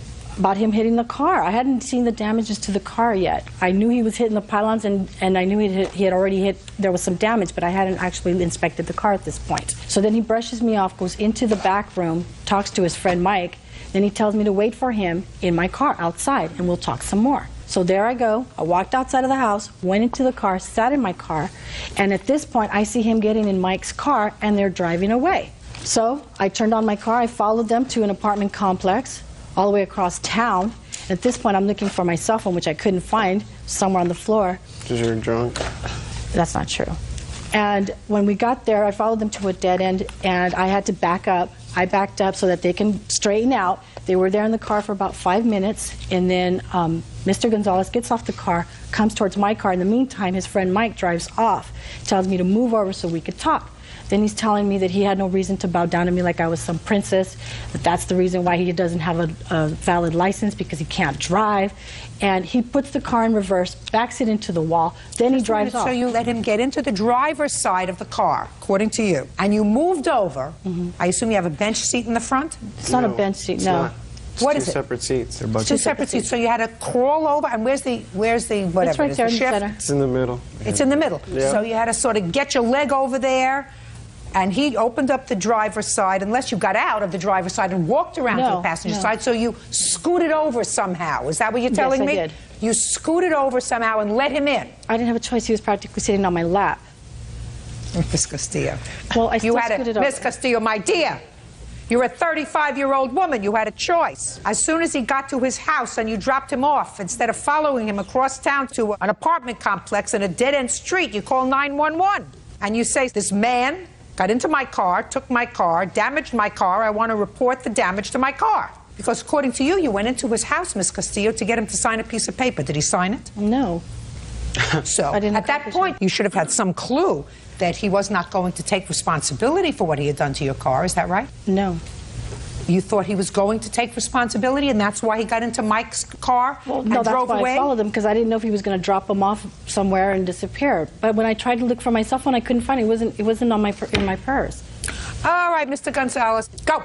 My turn? That's why I'm looking at you. Yeah, after we left the first establishment, we went to another bar. We did have about 3 pictures. When we left, she asked me to drive because she had been drinking. I said, no, there's no way I'm going to drive. I have a DUI. I'll pick up another one, and I'm in trouble. I don't want you to speak. So I told her no. She asked everybody to drive, actually, but she pestered me about it. I didn't drive. When we went to the gas station, nobody took her car. She came back, put gas. We dropped off my friend. We dropped off another friend, went to our house. She followed me inside, and we were there for about 2 hours. And she didn't ask me What were you doing for the 2 hours in your house? We were playing intimate friendship. And after that... You're a fast learner. Yeah. Judge Judy continues in a moment. This is a tape recorder where he leaves me a voice message the day after the incident where he admits he took off in my car without me. Oh, I'd like to hear that. And later today... A bad check was written on it, and you knew that it was an account that had no funds in it. That's bank fraud, for which you can go to jail. Real cases, real people. Judge Judy. Rebecca Castillo says former lover Manuel Gonzalez drove her car without permission and wrecked it. Manuel claims Rebecca is making up a story. Keep going. Then after that, I told her to leave because we had to drop off one of my buddy Mike's girlfriend that had just got there. And I didn't want to see her anymore. And she got upset and was telling me things about me and her. And I told her, I'm not with you. I don't want to be with you. I don't want to have nothing to do with you. This is after you played intimate friendship? Yes. Of course. And then after that, she went to her car. We left. About halfway to our destination, we realized she was following us. We turned into the apartments where we were supposed to be. She followed us in, and you have to turn like zigzag. So we parked on the side, and as soon as she came in, I got off the car and told her why she was following me, and I was pretty upset. While she mashes out in reverse, boom, hits a wall, and I ran around the side of the car to the driver's side because I was pissed. I was telling her things, you know, I probably shouldn't have been saying. But then she takes off forward and hits the front side of her car on one of those big poles. Okay. Now, I see that you have something over there, Miss Castillo. I'd like you to tell me what it is. This is a tape recorder where he leaves me a voice message the day after the incident where he admits he took off in my car without me. Oh, I'd like to hear that. That I would like to hear, and I would like you to give it to Officer Burtz because I want to listen to it very carefully. You wouldn't have done that, sir. No. Is that right? No, that's not my voice. Oh. Let's see. 076. Received June 6th at 7:19 a.m. Hey, when I left you yesterday, when you left at the night, your car was fine. I don't know what you're tripping on. I didn't do nothing to your car. I didn't hit nothing, and after I took off, I only took off once without you. And when I came back, your car was fine. I didn't hit nothing, so I don't know why you're going to be mad at me. But if you're all right, you're late. Erase. That is your voice, Mr. Gonzalez? That is not my voice. Sure it is. Does that even admit that I was driving? Yeah, it said that I only took off in your car once, and I didn't do any damage to your car. Well, that wasn't me. I haven't driven. I only took time. off. Listen to me. This is what it says. Okay. And you know what's logical, Mr. Gonzalez, because you're What's a smart young man. Yes. If she was going to falsify this and have somebody else pretend that they were you, yes, she would have had this person say, listen, I'm sorry I did all the damage to your car. I'll pay you for it. Yes. Wouldn't have had them say, listen, I didn't damage your car. I took off with it once and I brought it back. Nothing happened to it. So I don't know what you're complaining about. Do you understand? Yes, I understand. Good. So this is your voice, and you acknowledge that you took off once with her car, but you say, I didn't cause any damage to your car. That I believe. So you see, you shouldn't fib. Okay. Because if you fib, then I can doubt everything that you're telling me. Now, Miss Castillo, I don't believe you damaged your car. I think that you were really angry, and I think that if your car got damaged, you did it, or you let him drive your car. Now, if you're going to choose playmates, you got to choose playmates that are somehow equal to you. These young men on that night in June were doing nothing more than using you as a chauffeur. I am not comfortable enough with your story to find that Mr. Gonzalez, as outrageous as his behavior might be, and however morally reprehensible his behavior might be, is responsible for the damage to your car, Ms. Castillo. So your complaint is dismissed. That's all. Thank you. Parties are excused. You may step out. She was probably hating that I didn't want to be with her. I didn't even want him. She said it over and over that she wanted to be with me. And He's not even my type. he was a nice person, but I wasn't having it, you know what I mean? The lies just don't stop.